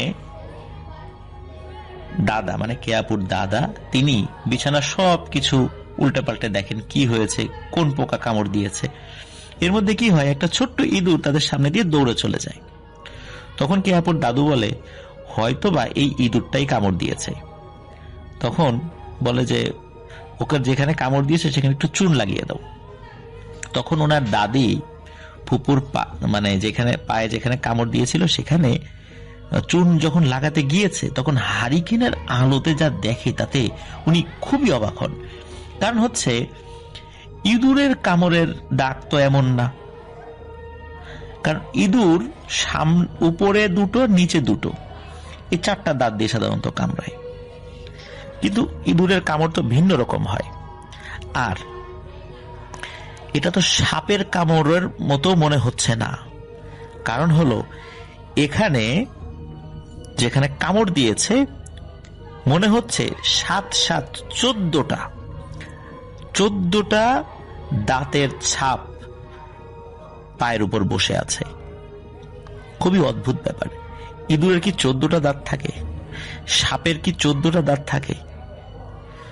মনে হচ্ছে কোনো মানুষ কামড় দিয়েছে, এবং কামড় দেওয়ার ফলে মানুষের যেমন ছোট বাচ্চাদের উপরের পাটিতে কিছু দাঁত থাকে, নিচের পাটিতে দাঁত থাকে, এবং মানুষ যদি কামড় দেয় তখন যেমন গোল গোল দাগ হয়ে যায়, ওই দাগগুলো তেমনই ছিল। তারপর এত রাত, তখন আবার সাহারির সময় হয়ে গেছে, তাই কেয়াপুর দাদি তার ফুপুকে কিছুটা চুন লাগিয়ে সেহরি খেতে বসেন। আর ওনার ফুপু বলে যে মা আমার খুব ক্ষুধা পেয়েছে আর খুব টক খেতে মন যাচ্ছে। তখন কেয়াপুর দাদি তেঁতুল দিয়ে ভাত মেখে ওনার ফুপুকে খেতে দেন। আর সেই ভাত থেকে অল্প কিছু ভাত খাওয়ার পর তার মনে হচ্ছিল তার গলা জ্বলে যাচ্ছে, এবং সে বলে ওঠে আমার গলা জ্বলে যাচ্ছে, আমার শরীর জ্বলে যাচ্ছে। এ কথা বলতে বলতে মানে তিনি আর কথাও বলতে পারছিলেন না, এবং এর মধ্যেই তিনি অজ্ঞান হয়ে যান। সকালবেলা দেখা যায় তার সমস্ত শরীর নীল হয়ে গেছে, কিন্তু তিনি বেঁচে আছেন। সবাই ভাবলো হয়তো সাপেই কামড় দিয়েছে, তাই ওঝাকে ডেকে আনা হলো। ওঝা দেখে বলল এটা কোনো সাধারণ সাপ নয়, কারণ এমনই যেসব সাপ থাকে, মানে এমনি সাপ যেগুলো থাকে তারা কামড় দিলে 2টো দাগের দাগ দেখা যায়, কিন্তু এখানে 7টা দাগের দাগ দেখা যাচ্ছে। তখন সে বলে এটা আমার দ্বারা সম্ভব নয় সলিউশন করার বা তাকে সুস্থ করার, কিন্তু আমি এমন একজন কবিরাজকে চিনি, তিনি হয়তো সমস্যার সমাধান করতে পারেন যদি আল্লাহ এই মেয়েটিকে হায়াতে রাখেন। দ্রুত তার ঠিকানা নিয়ে ওনার দাদা সহ ওনার কিছু আত্মীয় চলে যান সেই কবিরাজের বাড়িতে, আর তাকে সমস্ত কিছু খুলে বলেন। তখন সেই কবিরাজ বলে যে আমি যদিও বা কিছুটা বুঝতে পেরেছি, তবে আমার কিছু লোক লাগবে, তাই একটু ধৈর্য ধরুন। তার কিছুক্ষণ পরে দেখা গেল কিছু লোক এলো ওঝার বাড়িতে। আর তখন তো মোবাইল ফোন ছিল না, 1982 সালের ঘটনা, খোঁজ দিয়ে লোক নিয়ে আসতে হতো, মানে বাড়িতে গিয়ে ডেকে লোক আনতে হতো। অনেক সময় কেউ বাড়িতে থাকতো না, মাঠে যেত কাজ করতে, আবার তাদের জন্য ওয়েট করতে হতো, বা মাঠ থেকে ডেকে আনতে হতো, এরকম সমস্যা হতো। এই জন্য বেশ কিছু সময় লেগে যায়। তো তারা যখন আসে তাদের প্রত্যেকের হাতে বিভিন্ন ধরনের বাদ্যযন্ত্র, যেমন ঢোল, তবলা, কাসর ইত্যাদি নিয়ে তারা আসেন। এগুলো নিয়ে তারা রওনা হলেন এই কেয়াপুর দাদা বাড়িতে। সেখানে পৌঁছে ওনার ফুপুকে দেখলেন প্রথমে খুব ভালো করে কবিরাজ। তারপর কবিরাজ ফুপুকে দেখে বললেন যে তাকে জিন সাপ কামড় দিয়েছে। তারপর কবিরাজ বললেন যে ওনার 28টি মাটির হাড়ি লাগবে, সেগুলো আনা হলো। তিনি বললেন 7টা চুলা বানাও, এবং প্রতিটা চুলায় একটা একটা করে 7টা হাড়ি বসাও, এবং আগুন ধরিয়ে দাও চুলার মধ্যে। যখন প্রথম 7টি মাটির হাড়িগুলো চুলায় দেওয়া হয়েছিল, দেওয়ার সাথে সাথে সেগুলো ব্লাস্ট হয়ে যায়। তারপর আবার 7টা হাড়ি বসানো হলো, সেগুলো জ্বলতে জ্বলতে লাল হয়ে গিয়ে ব্লাস্ট হয়ে যায়। পরবর্তীতে আবারও 7টা হাঁড়ি বসানো হলে সেগুলো জ্বলতে জ্বলতে লাল হয়ে যায় প্রথমে, তারপর কালো হতে থাকে। যখন কালো হয়ে যায় তখন সেখান থেকে একটা হাঁড়ি, মানে একটা করে হাঁড়ি আনা হয় এবং সেগুলো ওনার ফুপুর সারা শরীরের খুব কাছাকাছি ধরে ঘোরানো হয় এবং শরীরের মাথা থেকে পা পর্যন্ত শরীরের সব জায়গাগুলোতে ওই হাড়ির যে তাপ, একটা তাপ বের হয়, যেহেতু সেটা প্রচন্ড গরম ছিল, সেই তাপ দেয়া হয়। এভাবে একটা একটা করে হাড়ি আনতে 7টা হাড়ি দিয়ে তার শরীরে তাপ যখন দেয়া হয় তখন সবাই দেখতে পায় যে ওনার শরীরের যে নীলাভ ভাবটা ছিল, যেমন শরীরটা নীল হয়ে গিয়েছিল, সেটি আস্তে আস্তে কমে যাচ্ছে। তখনও কিন্তু উনি অচেতন ছিলেন। দেখতে দেখতে সত্যি শরীরের সেই নীলাভ ভাবটা একেবারেই চলে যায়। যখন চলে যায়, ওই কবিরাজ সাথে করে কিছু ঔষধি গাছের পাতা নিয়ে এসেছিলেন। তার সাথে আসা মহিলাদেরকে দিয়ে ফুপুর শরীরের উপরে সেই পাতাগুলো দিয়ে শরীর ঢেকে দেয়। এর মধ্যে ওনার সাথে আসা কিছু লোক, তারা যে বাদ্যযন্ত্রগুলো সাথে এনেছিল, এই বাদ্যযন্ত্রগুলো বাজাতে শুরু করে এবং বাদ্যযন্ত্রের তালে তালে নাচতে শুরু করে এবং এমন ভাষায় গান গাইতে শুরু করে, এই ভাষা আসলে কখনো কোনো গান ওই বাড়ির লোকজন শোনেনি। এটা কি বাংলা ভাষা না কি ভাষা, এটা বোঝা যাচ্ছিল না। তারা প্রায় 5 ঘন্টা এভাবে গান বাজনা করে। 5 ঘন্টা পর যখন গান বাজনা শেষ হয় তখন কেয়াপুর ফুপুর জ্ঞান ফিরে আসে। জ্ঞান যখন ফিরে আসে তখন কবিরাজ 2টি বৃত্ত আঁকে। একটির মধ্যে সে নিজে বসে এবং আরেকটিকে কেয়াপুর ফুপুকে বসায়। তার কিছুক্ষণ পর তাকে জিজ্ঞেস করে, কে তুই, কোথা থেকে এসেছিস? মূলত ওই বৃত্ত একে কেয়াপুর ফুপুর উপর ওই জিনকে হাজির করা হয়, যেই জিন সাপের রূপ ধরে এসে কেয়াপুর ফুপুকে কামড় দিয়েছিল। সেই সময় ফুপু অন্য একটি সুরে কথা বলে ওঠে, মানে তার ভয়েস চেঞ্জ হয়ে যায়, সেটা তার নিজের ভয়েস ছিল না, সম্পূর্ণ ভিন্ন ভয়েস, মনে হচ্ছে পুরুষের ভয়েস। তারপর সেই জিনটি প্রচন্ড রাগী কণ্ঠে ওঝাকে বলে, তুই কেন এখানে এসেছিস? এ তো আমার শিকার, আমি একে না খেয়ে এখান থেকে যাব না। তখন ওঝা বলে, তুই এই মেয়ের পিছনে কেন লেগেছিস? এই মেয়েটি অন্তঃসত্ত্বা, একে ছেড়ে দে। তখন জিনটি বলে, না, আমি কি এতই বোকা? একটাকে ধরেছি, ওকে তো খাবই, ওর পেটেরটাকেও খেয়ে ফেলবো, এক ঢিলে 2 পাখি মারবো। তুই যদি নিজের ক্ষতি করতে না চাস, তুই নিজেই এখান থেকে চলে যা। জিন আবার উল্টো ধমক দেয় ওঝাকে। তার মানে হচ্ছে ওই জিনটি চাইছিল ফুপু এবং তার বাচ্চা দুজনকেই মারতে। তখন সে আরো বলে, সে নাকি ওই নারকেল গাছে থাকে। যখন সে ফুপুকে অন্তঃসত্ত্বা অবস্থায় দেখেছে তখন থেকে সে নজরে নজরে রেখেছে যে যখন সুযোগ পাবে তখনই তার উপর জেকে বসবে এবং তাকে তিলে তিলে মেরে ফেলবে। তো তখন জিন বলে, আমি তো না মেরে ওকে এখান থেকে যাবই না। জিনটি মোটেও যেতে চাচ্ছিল না। তখন ওঝা বলে, তোকে জানের বদলে জান দেয়া হবে, কিন্তু তোকে কথা দিতে হবে তুই এই মেয়েটা আর এই বাচ্চাকে ছেড়ে দিবি। তখন জিনটি অট্ট হাসি দিয়ে বলে, তুই এদের সাহায্য করে নিজের সর্বনাশ করবি? জানের বদলে জান মানে আমি চলে যাব, একটা খাসি, একটা গরু, মহিষ, এইগুলো দিবি? এইগুলো নেয়ার জিন আমি না, এগুলো করে কোনো লাভ হবে না। আমি যেটা করতে এসেছি সেটা আমি করেই যাব, তুই এদেরকে বাঁচাতে পারবি না। তখন ওই ওঝা বাধ্য হয় ওই জিনকে বোতলে ভরার প্রক্রিয়া শুরু করতে। যখন বোতলে ভরার প্রক্রিয়া শুরু করে তখন জিনটি ভয় পায়। তখন সে চলে যেতে রাজি হয় এবং সে চলেও যায়। যদিও তখন শীতকাল ছিল, এর মধ্যে ঝুম বৃষ্টি শুরু হয়। হঠাৎ করে ঝুম বৃষ্টি, সবাই মনে করে হয়তো বা নিম্নচাপের কারণে বৃষ্টি হতে পারে, কিন্তু এমনটা হওয়ার কথা ছিল না। এদিকে ওই বৃষ্টির মধ্যেই কবিরাজ তার সহযোগীদেরকে নিয়ে তার বাড়িতে চলে যায়, কিন্তু তার বাড়িতে গিয়ে দেখে একটি ভয়ানক ঘটনা। তার পুরো বাড়ি আগুনে পুড়ে ছাই হয়ে গেছে। যদিও বা তার পরিবারের সদস্যদের কোনো ক্ষতি হয়নি। যেহেতু ওই কবিরাজ ওনাদেরকে সাহায্য করেছিল, এই কারণে জিনটি যখন ওখান থেকে চলে যায় তখন তার বাড়ি পুড়িয়ে দিয়ে গিয়েছিল।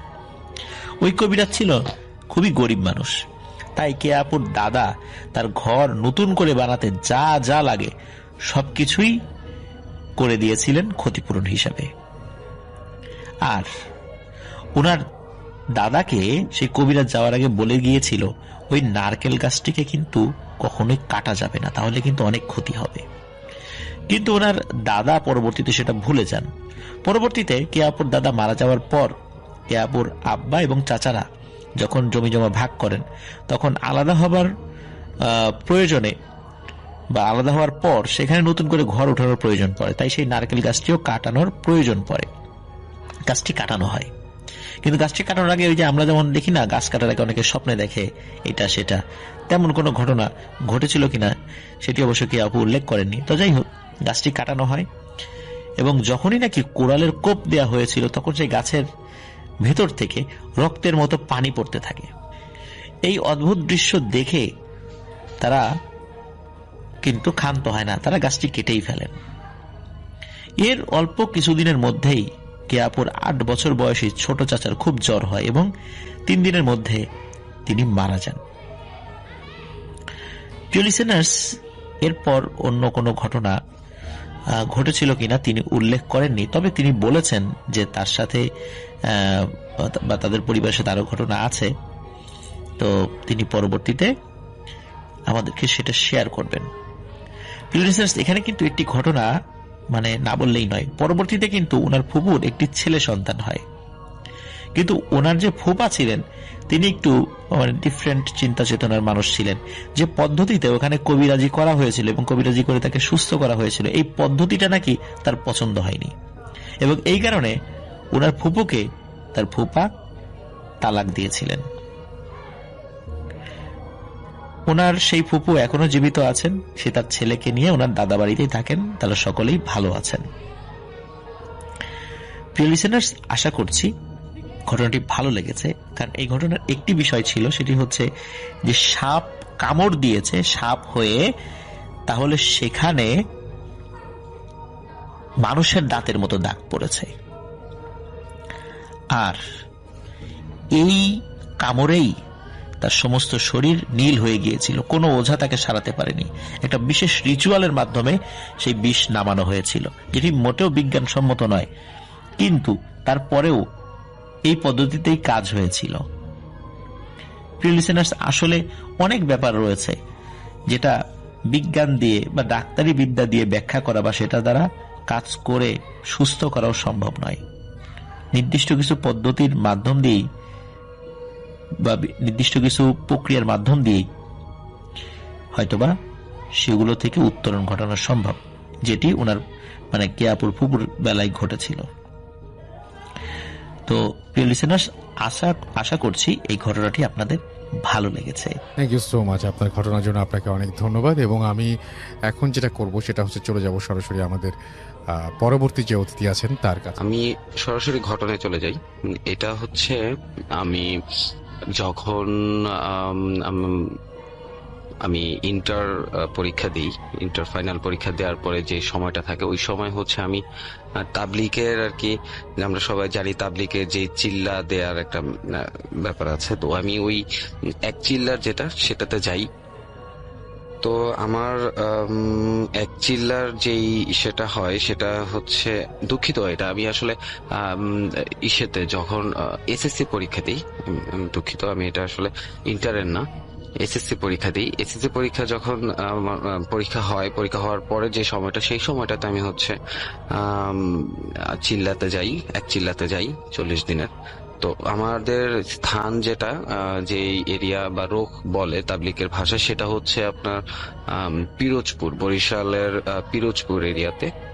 তো ওইখানে যাই, তো বেশ কিছুদিন সময় যায়। তো যারা তাবলিগের সাথে সময় দিয়েছেন তারা ব্যাপারটা ভালো জানবেন, ভালো বুঝবেন যে সেখানে যারা তাবলিগের সিনিয়র যারা থাকে, যারা অনেক সময় এই তাবলিগের পিছনে ব্যয় করেন, তো তাদের অনেক ঘটনা থাকে, অনেক ইতিহাস থাকে বা অনেক কিছু থাকে যেগুলো হচ্ছে তারা যারা জুনিয়র বা এমনিতেও যারা সাথে যারা সাথী আছেন তাদের সাথে তারা এই ব্যাপারগুলো শেয়ার করেন।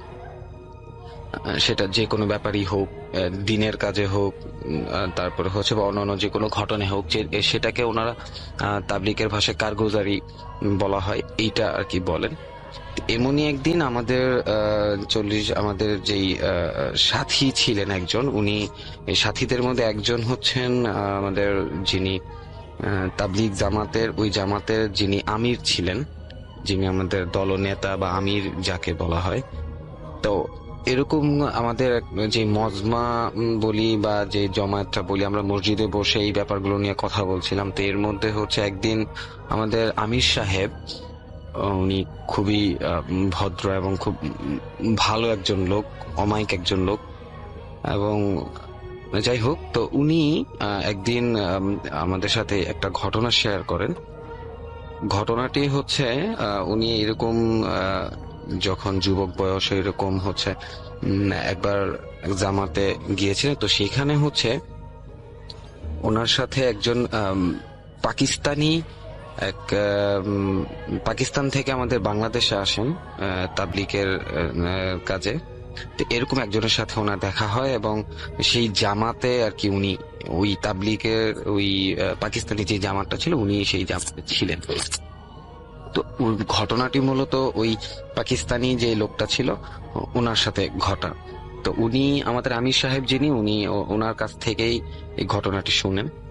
আমি চেষ্টা করছি যতটুকু সম্ভব গুছিয়ে বলার।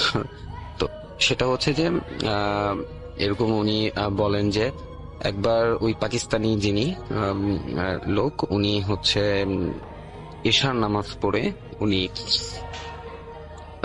মসজিদ থেকে বাসায় আর কি ফিরছিলেন। তো এশার নামাজ পড়ে উনি মসজিদে কিছুক্ষণ সময় দেন এবং ওনার যে সাথী ভাই ছিল ওনাদের সাথে কথাবার্তা বলেন।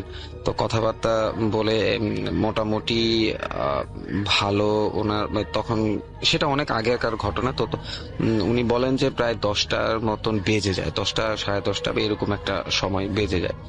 তো উনি যেই লোকের সাথে ঘটনাটি ঘটে উনি হচ্ছে মানে পাকিস্তানের কোন একটা গ্রামীণ এলাকা, শহরাঞ্চল না, গ্রামের একটা এলাকাতে।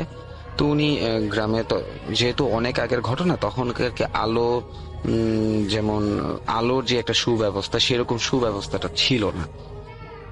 তো উনি হচ্ছেন যাচ্ছেন, বাড়ির দিকে যাচ্ছেন, যেতে যেতে একটু মানে জংলা বা একটু ঝোপঝাড় ধরনের যেই জায়গা থাকে, এই জায়গাটা দিয়ে যাচ্ছেন। তো যাওয়ার একটা পর্যায়ে উনি অনুভব করেন যে কিছু বা কেউ একটা তার পিছনে পিছনে আর কি তাকে অনুসরণ করতেছে বা তার পেছনে পেছনে আসতেছে। তো উনি, আমি একটা কথা বলে রাখি রাসেল ভাই, ব্যাপারটা হচ্ছে যে ওই পাকিস্তানি যে লোকটা ছিল উনি আমরা মানে যথেষ্ট সাহসী ছিলেন এবং আমরা সবাই জানি যে দেশভিত্তিক ভাবে হলো পাকিস্তানিরা একটু সুঠাম দেহের অধিকারী হয় এবং তাদের স্বাস্থ্য অনেক ভালো থাকে। তো উনিও সেরকম ছিলেন, সুঠাম দেহের অধিকারী ছিলেন, স্বাস্থ্য ভালো ছিল, গায়ে অনেক শক্তি ছিল এবং উনি অনেক সাহসীও ছিলেন। তো উনি ব্যাপারটা প্রথম দিকে আর কি তেমন একটা আমলে নেন নাই এবং পাত্তাও দেন নাই। কিন্তু যত সময় যেতে থাকে এবং উনি হাঁটতে থাকেন, তো একটা পর্যায়ে উনি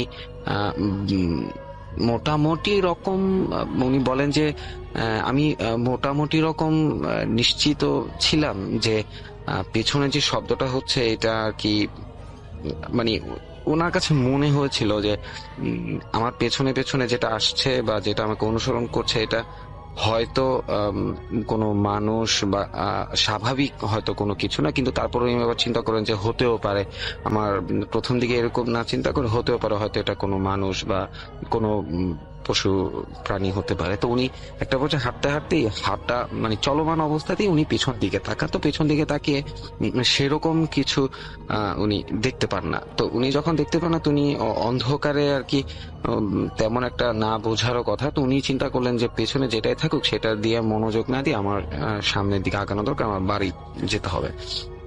তো যেতে যেতে একটা পর্যায়ে উনি ওনার মানে যে রাস্তা দিয়ে যাচ্ছেন, তো তার এক পাশে হচ্ছে উনি যে জায়গাটাতে চলে আসেন সেই জায়গা, ওই জায়গার একটা রাস্তার পাশে হচ্ছে একটা পুকুরের মতন থাকে। তো একটা পর্যায়ে উনি অনুভব করেন যে উনি যখন পুকুরের পাশ দিয়ে যাচ্ছেন, পেছনে যেটা ছিল সেটা এতক্ষণ যেই দূরত্বে ছিল সেটা এখন সেই দূরত্বে নেই। সেই শব্দটা ওনার কাছে মনে হয় যে এটা তার থেকে 1 থেকে 2 হাত, মানে প্রায় কাছাকাছি, একেবারে তার কাছাকাছি এরকম পর্যায়ে।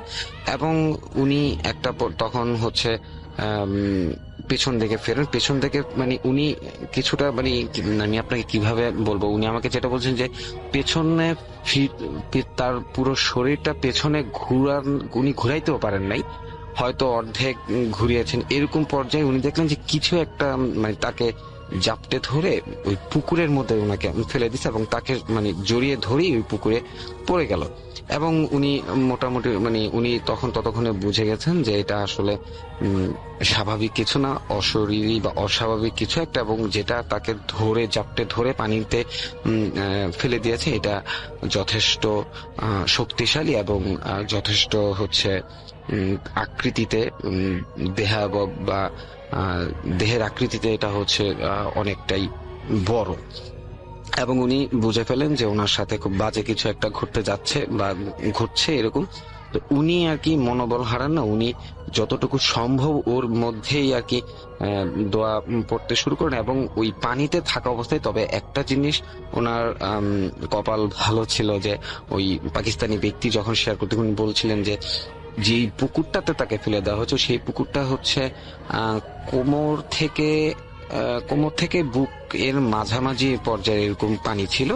তো ওইটা ওনাকে আর কি পানিতে আর কি যেটাকে আমরা বলি চুবিয়ে বা মানে চাপ দিয়ে ধরা এরকম কিছু একটা করতে চাচ্ছিল। তো উনি যেহেতু অনেক সাহসী ছিলেন, তো উনি একটা মানে এতটুকু বিশ্বাস ছিল যে আল্লাহর কালাম যতক্ষণ উনি পাঠ করছেন ততক্ষণ পর্যন্ত ইনশাল্লাহ তার কোনো সমস্যা হবে না। তো উনি দোয়া পড়তে থাকেন এবং উনিও পাল্টা ওই জিনিসটাকে, যেটা তাকে ধরে রেখেছিল সেই জিনিসটাকে উনিও মানে জাপটে ধরে ওটাকে আর কি মানে একটা পর্যায়ে যে আমরা যে ঘুষি বলি, যেটা ঘুষি দেওয়া শুরু করে এবং ওইটাকেও আঘাত করা শুরু করে।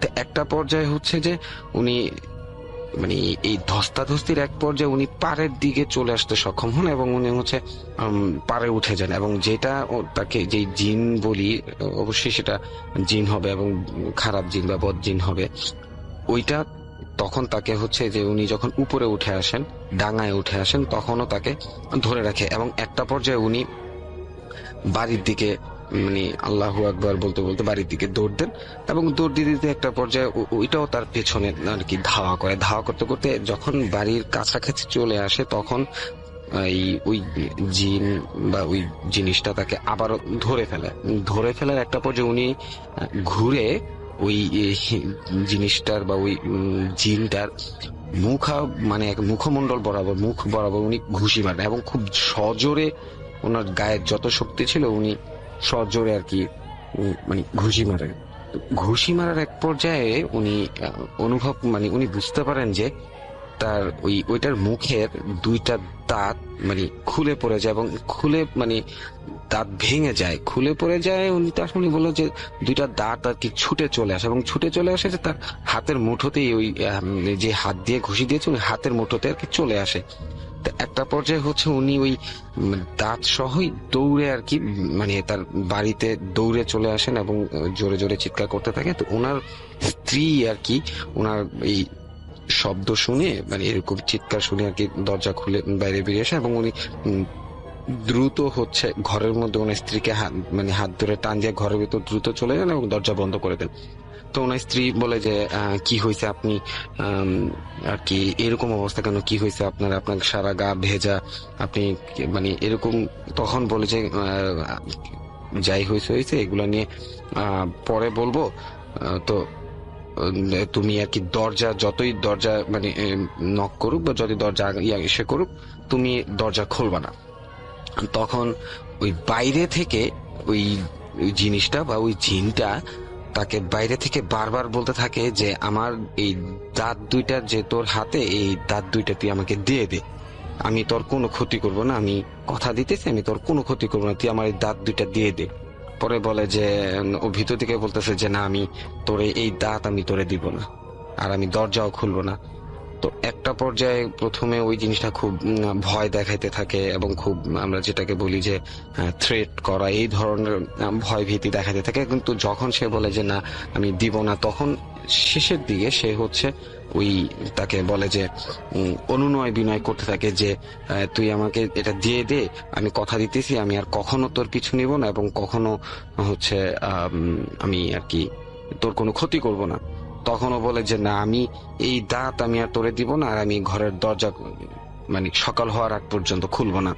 তো এরকম করতে করতে করতে করতে মানে অনেক মানে বলা চলে যে সারা রাত তার সাথে এই ব্যাপারটা নিয়ে আর কি বার্গেইন করা, যেটা বার্গেইন করতে থাকে। কিন্তু সে তার ওই সেতে অনর যে না। তো এরকম করতে করতে করতে করতে যখন ভোরের দিকটা চলে আসে, ভোরের দিক চলে আসে মানে আমার পুরোপুরি এটা এই জিনিসটা মানে এটা অনেক আগের ঘটনা। তো সেই 2010-এর দিকে আমি এই ঘটনা, যখন আমি পরীক্ষা দেওয়ার পরে যখন জামাতে গিয়েছিলাম, সেটা 2010-এর ঘটনা। মানে আমি যখন শুনি আর কি এই ঘটনাটা, যখন সেটা 2010-এর ঘটনা। তো ওই সময় শোনো তো আমার পুরোপুরি এই দিকটা খেয়াল নেই যে এটা কি ফজরের ওয়াক্ত হয়ে গিয়েছিল নাকি এর আগেই সেই জিনিসটা চলে গিয়েছিল, এটা আমি পুরোপুরি খেয়াল নেই। তো পরবর্তীতে যখন ওই পাকিস্তানি লোক আর কি যখন ফজরের আজান দেয়, তো ফজরের আজানের ওয়াক্তের সময় সে যখন নামাজের জন্য বের হয়, তো তখন সে মোটামুটি রকম একটা নিশ্চিত থাকে যে যেহেতু আজান দিয়ে দিয়েছে এখন আর কোনো সমস্যা হওয়ার কথা না। তো উনি আর কি ফজর ওয়াক্তে যখন আসেন, দরজা খুলে আর কি নামাজের জন্য বের হন। তো উনি বের হয়ে দেখেন যে ওনার বাড়ির সামনে, দরজার সামনে একটা দাঁড় কাক, কালো একটা দাঁড় কাক, যেটা হচ্ছে আমরা সচরাচর একটা দাঁড় কাক কতটুকু বড় দেখি, এই স্বাভাবিক দাঁড় কাকের তুলনায়ও অনেক বড় একটা দাঁড় কাক তার বাসার যেটা হচ্ছে তার বাড়ির দরজার সামনে মরে পড়ে আছে। তো তো তখন আর কি উনি মোটামুটি রকম হয়তো মানে এটা মানে অনুমান করে নেন, বা হয়তো উনি এটা কি চিন্তা করেন যে হয়তো এটাই ছিল সেই জিন বা সেই বদ জিনের হয়তো মৃতদেহ বা কিছু একটা, যেটা হয়তো তার কাছে ওই দাঁতটা ফেরত, দাঁত দুইটা আর কি ফেরত চেয়েছিল এবং তার কাছে হচ্ছে বারবার অনুনয় বিনয় বা থ্রেট করে যেভাবে হোক চেয়েছিল যে দিয়ে দিলে সে ফেরত যাবে। তো এটাই ছিল রাসেল ভাই কি ঘটনা। আমি জানি না আসলে কতটুকু গুছিয়ে বা কতটুকু সাবলীল ভাবে, কতটুকু ভালোভাবে আর কি বলতে পেরেছি আমি জানি না, কারণ যেহেতু এটা হচ্ছে আমার সর্বপ্রথম, আজকেই প্রথম আমার ঘটনা বলা। তো যদি এটা প্রচারযোগ্য হয় প্রচার করবেন। আর এছাড়া আমার কাছে আরো দুই একটা ঘটনা আছে যেগুলো হচ্ছে আমি যদি এটা প্রচার হয় আমি পরবর্তীতে আবার পাঠাবো। মূলত হচ্ছে আমি আরো একটা ঘটনা ছিল, যে ঘটনাটা এই সাম্প্রতিক সময়ে বলতে হচ্ছে গত বছরের ঘটনা, এবং এটা হচ্ছে আমার এলাকাতেই ঘটেছে। এবং আমি ওই ঘটনা যেই জায়গায় ঘটেছে সেই জায়গার অলরেডি ভিডিও এবং যেই স্থানগুলো, যেই স্পটগুলো ঘটনার সাথে জড়িত সেইগুলোর অলরেডি আমি ভিডিও করেছি, কিন্তু ঘটনাটা এখনো রেকর্ড আমি করা হয় নাই। তো আমি চেষ্টা করব যত দ্রুত সম্ভব ঘটনা আর কি রেকর্ড করে আপনাকে দেওয়ার। থ্যাংক ইউ সো মাচ আপনার ঘটনার জন্য, আপনাকে অনেক ধন্যবাদ। এবং আমরা চলে যাব আমাদের পরবর্তী অতিথির কাছে। আশা করছি যে তার যে শোনানো ঘটনাটা, সেই ঘটনাটা আপনাদের ভালো লাগবে। জয় নতুন জীবন শুরু করতে চেয়েছিল শহরতলির নতুন তৈরি অ্যাপার্টমেন্ট কমপ্লেক্সে। কমপ্লেক্সটির নাম আকাশ ছোঁয়া। সে এসে 103 নম্বর ফ্ল্যাটে ভাড়া নিল। কমপ্লেক্সটি ছিল আধুনিক কাঁচ আর স্টিলের তৈরি। কিন্তু তার স্থাপনার মধ্যে কেমন যেন একটা অদ্ভুত শীতলতা ছিল। করিডোরগুলোতে অতিরিক্ত লম্বা, ফ্ল্যাটগুলো দরজা দেখতে হুবহু এক, আর সিঁড়িগুলো যেন নির্দিষ্ট কোনো গন্তব্যে পৌঁছায় না, কেবল উপর নিচ করতে থাকে। প্রথম কদিন সব স্বাভাবিক ছিল, কিন্তু জয় শীঘ্রই একটা অদ্ভুত জিনিস লক্ষ্য করল। সে যতবারই 103 নং ফ্ল্যাট থেকে বের হয়, সিঁড়ির লোডিং বা করিডোর, সে একটি অনুভব চাপ শব্দ শুনতে পায়। শব্দটি অনেকটা পুরনো ঘড়ির কাঁটার মতো, কিন্তু সেটা যেন খুব কাছ থেকে আসে। একদিন সে যখন করিডোরে হাঁটছিল, তখন সে দেখল তার পাশের ফ্ল্যাটের 104 এবং তার উল্টো দিকের ফ্ল্যাট 202 দুটোই বদ্ধ, তালা দেওয়া। সে কৌতূহলী হয়ে অন্য ফ্ল্যাটগুলোর খোঁজ নিল, কিন্তু প্রতিটি ফ্লোরের প্রতিটি ফ্ল্যাট হয় তালাবদ্ধ, না হয় তার কোনো সারা শব্দ নেই। কমপ্লেক্সটি যেন সম্পূর্ণ ফাঁকা, কেবল সে ছাড়া। এই নীরবতা জয়ের মনকে পীড়া দিতে থাকে। এক গভীর রাতে জয় ঘুম থেকে উঠে দেখলো তার ঘরের লাইটগুলো ফসফস করে জ্বলছে আর নিচ্ছে। সে গিয়ে বাতি ঠিক করতে গেল, কিন্তু তখনই তার নজরে পড়ল করিডোরের দিকে। সে দেখলো তার ফ্ল্যাটের দরজায় একটা ছায়ামূর্তি দাঁড়িয়ে আছে। মূর্তিটা ঠিক মানুষের মতো, কিন্তু খুব লম্বা আর রোগা। সে তার দরজার দিকে পিক করে দাঁড়িয়ে আছে। জয় সাহস করে জিজ্ঞাসা করলো, কে আপনি? ছায়ামূর্তিটি কোনো উত্তর দিল না, তবে সে খুব ধীরে ধীরে দরজার দিকে মুখ ফেরালো। সে মুখে কোনো চোখ বা নাক ছিল না, মুখটা ছিল একবারেই মসৃণ, চামড়ার আস্তরণ দিয়ে ঢাকা। কিন্তু সেই মসৃণ মুখের দিকে তাকিয়েই জয়ের মনে হলো সে মূর্তিটি যেন তাকে গভীরভাবে দেখছে, তার প্রতিটি ভয়কে অনুভব করছে। ভয়ে জয় কাঁপতে কাঁপতে তার ফ্ল্যাটের দরজাটা বন্ধ করে দিল। সে সিদ্ধান্ত নিল পরের দিন সকালেই সে এই জায়গাটি ছেড়ে চলে যাবে। পরের দিন সকালে জয় তাড়াঘড়ি করে জিনিসপত্র গোছাতে শুরু করলো। পালানোর আগে সে শেষবারের মতো কমপ্লেক্সের মালিককে ফোন দিতে চাইল, কিন্তু তার ফোন কাজ করতেছিল না। ইলেকট্রিসিটি থাকলেও টেলিফোন লাইন সম্পূর্ণ মৃত অবস্থায় ছিল। জয় সাহস করে তার ফ্ল্যাট থেকে বের হলো। তার লক্ষ্য ছিল সিঁড়ি দিয়ে নিচে নেমে যাওয়া। সে সিঁড়ি দিয়ে নিচে নামতে শুরু করলো। একতলা, দুতলা, তিনতলা, সে নামতেই থাকলো। কিন্তু প্রতিবার যখন সে একটি ফ্লোর পেরিয়ে নিচে নামছে, তখন সে দেখে সিঁড়ির ল্যান্ডিংয়ে ফ্লোর নাম্বারের কার্ডের বোর্ড একই রয়ে গেছে, 100। সে যতই নিচে নামছে, ফ্লোরের নাম্বার ততই কমছে না, বরং স্থির হয়ে আছে। সে 10 মিনিট নামার পর নিশ্চিত হলো সে ভুল করেনি, সে একই ফ্লোরে বারবার ঘুরছে। সে আতঙ্কিত হয়ে আবার উপরে ওঠার চেষ্টা করলো, কিন্তু সে দেখলো সে উপরে উঠতে পারতেছে না। সে আবার সেই একই ফ্ল্যাটে ফিরে এসেছে। তার ফ্ল্যাট 103, তার সামনেই সে দাঁড়িয়ে আছে। জয় এবার পাগলের মতো করিডোরে দৌড়াতে শুরু করলো। 102, 104, 105। সে প্রতিটি দরজার নাম্বারের দিকে তাকালো, কিন্তু যতবার সে কোনো ফ্ল্যাটের দরজা পেরিয়ে যাচ্ছে, ফ্ল্যাটের নাম্বারগুলো তার মনে হচ্ছে যেন এলোমেলো। 104-এর পর হঠাৎ 203, তারপর আবার হঠাৎ 101। এই ভবনটির জ্যামিতি যেন অসম্ভব, সে যেন মহাকাশের কোনো ভুল অঙ্ক কষতে বসেছে। হঠাৎ সে 104 নম্বর ফ্ল্যাটের দিকে তাকালো। ফ্ল্যাটটি তালাবদ্ধ ছিল, কিন্তু তার শোলা কাচের জানালার ভিতর দিয়ে দেখা যাচ্ছে জয়ের দম আটকে যাওয়ার মতো অবস্থা। জানালার ভিতরের দৃশ্যটা তার 103 নম্বর ফ্ল্যাটের ভিতরের দৃশ্য। ঠিক একই রঙের দেওয়াল, ঠিক একই টেবিল, একই চেয়ার, একই সবকিছু। তবে সবচেয়ে ভয়ঙ্কর ছিল জানালার ঠিক মাঝে দাঁড়িয়ে থাকা সেই মসৃণ মুখের ছায়ামূর্তিটি। সে এবার 103 নম্বর ফ্ল্যাটের দিকে তাকিয়ে হাসছিল। জয় বুঝতে পারল আকাশ ছোঁয়া কমপ্লেক্সটি একটি ফাঁদ। এই কমপ্লেক্সের সব ফ্ল্যাটেই হয়তো একই ফ্ল্যাট 103। সে সেই ছায়ামূর্তিটি তৈরি এক অসম্ভব আকৃতি, ছায়ামূর্তিটি হয়তো এই ভবনেরই প্রাণ, আর সে এখন জয়ের আয়ু শেষ না হওয়া পর্যন্ত তাকে এক স্থানে গড়িয়েই মারবে। অসহায় হয়ে জয় আবার সেই 103 নম্বর ফ্ল্যাটের দিকে ফিরে এলো। সে দরজা খুলে ভিতরে ঢুকলো, যেন তার সমস্ত শক্তি নিঃশেষ হয়ে গেছে। দরজা বন্ধ হওয়ার পর করিডোরের ঠিক উল্টো দিকে 102 নম্বর ফ্ল্যাটের দরজাটা নিঃশব্দে খুলে গেল এবং ভিতর থেকে বেরিয়ে এলো একটি মসৃণ মুখের ছায়ামূর্তি। সেই মূর্তিটি 103 নম্বর ফ্ল্যাটের দিকে তাকিয়েছিল, তারপর ধীরে ধীরে 104 নম্বর ফ্ল্যাটের দিকে এগিয়ে গেল।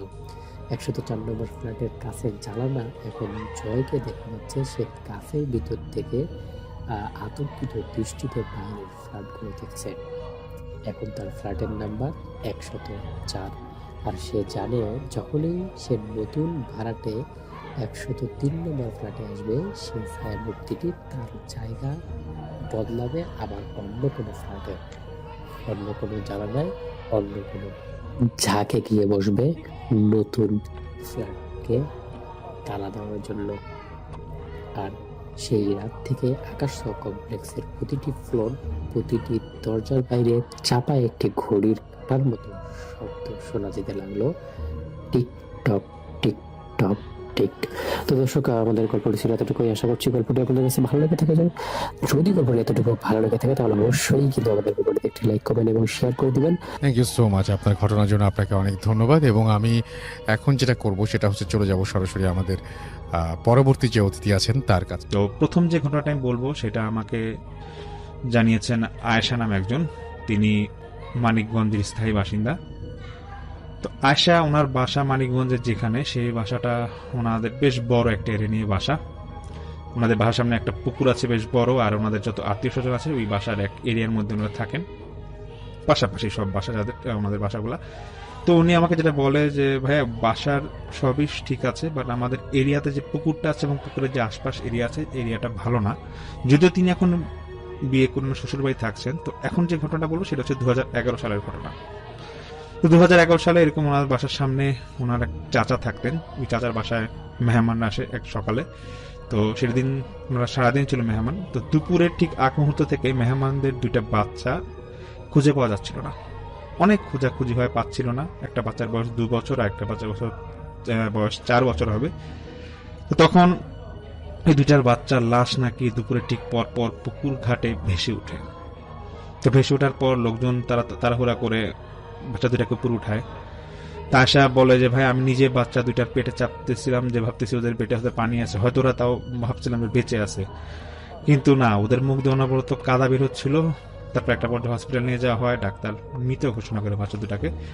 এবং তারপরে সেখানে থেকে ওই মেহমানরা তো বাচ্চাদের লাশ নিয়ে যার গন্তব্যে চলে যায়। তো আশা তিনি বলেন যে ঠিক তার পরের দিন থেকেই ওনার মধ্যে কিছু অদ্ভুত ঘটনা ঘটতে থাকে। তুমি নাকি বাসায় প্রায় সময় দেখতো যে কোনো একটা বাচ্চা হাঁটাহাঁটি করতেছে, এবং ওনার সবসময় মনে হতো যে বাচ্চাটা তাকে ফলো করতেছে। উনি ওয়াশরুমে গেলেও মনে করতো যে বাচ্চাটা হয়তো জানালা দিয়ে তাকায় আছে। উনি শুইতে গেলেও মনে করতো যে বাচ্চাটা তার পাশে শুয়ে আছে, এরকম নাকি উনি ফিল করতো। তো কয়েকদিন পর রোজার সময় ইফতারির ঠিক আগ মুহূর্তে আশা নাকি ইফতার বানাচ্ছিল। তো ইফতার বানিয়ে উনি টেবিলে যখন রাখতে যাবে, তো দেখতেছে ডাইনিং টেবিলের নিচে ঠিক একটা বাচ্চা, এরকম কালো ধরনের একটা বাচ্চা দাঁড়ায় আছে। তুমি নাকি অনেকক্ষণ ধরে তাকায় আছে। তো ওনার আব্বা এসে হঠাৎ করে আশাকে ধাক্কা দিয়ে বলছে যে মা, তুই এতক্ষণ এখানে দাঁড়াচ্ছিস কেন? তো আশা বলতেছে, বাবা আমি তো এতক্ষণ কি না বুঝবো না, নিচে একটা বাচ্চা দেখলাম। আশার বাবা বলতেছে যে আমি তোকে 10 মিনিট ধরে খেয়াল করছি, তুই এখানে দাঁড়িয়ে আছিস, কোনো সারা শব্দ নেই, কোনো চোখের পাতা নড়তেছে না, এই জন্য আমি তোকে ধাক্কা দিলাম। তখন আশা পুরোটা ঘটনা বলে, সেই পুকুর পাড়ে যে ঘটনা ঘটছিল, যে বাচ্চা তো মারা গেছে সবাই জানেই। তো তারপর থেকে কি ঘটে যাচ্ছিল সব ওর বাবাকে বলে। তোর বাবা একটু ফরেজগার মানুষ ছিল, উনি বলতেছে আচ্ছা ঠিক আছে, যেটাই হয়েছে তুই নামাজ কালাম ভালোভাবে পড়, আর আয়াতুল কুরসি করে একটু ঝাড়ফুঁক দিয়ে নিজেকে, হয়তো খারাপ কিছু দেখেছিস, ঠিক হয়ে যাবে। তো এটা ছিল 2011 সালের ঘটনা। তারপর আয়শা আমাকে বলে যে ভাই, আমার এরপর কোনো সমস্যা হয় নাই। তো 2014 সালে আয়শার বিয়ে হয়। তো 16 সালে ওনার যখন সন্তান হয়, উনি বলে যে ভাই, আমার একটা সুন্দর খুব ফুটফুটে একটা মেয়ে সন্তান হয় 2016 সালে। তা ওনাদের নিয়ম হচ্ছে যে বাচ্চা হওয়ার পর বাচ্চার মাকে এবং বাচ্চাকে তার মায়ের বাসায় থাকতে হবে 1 বছর।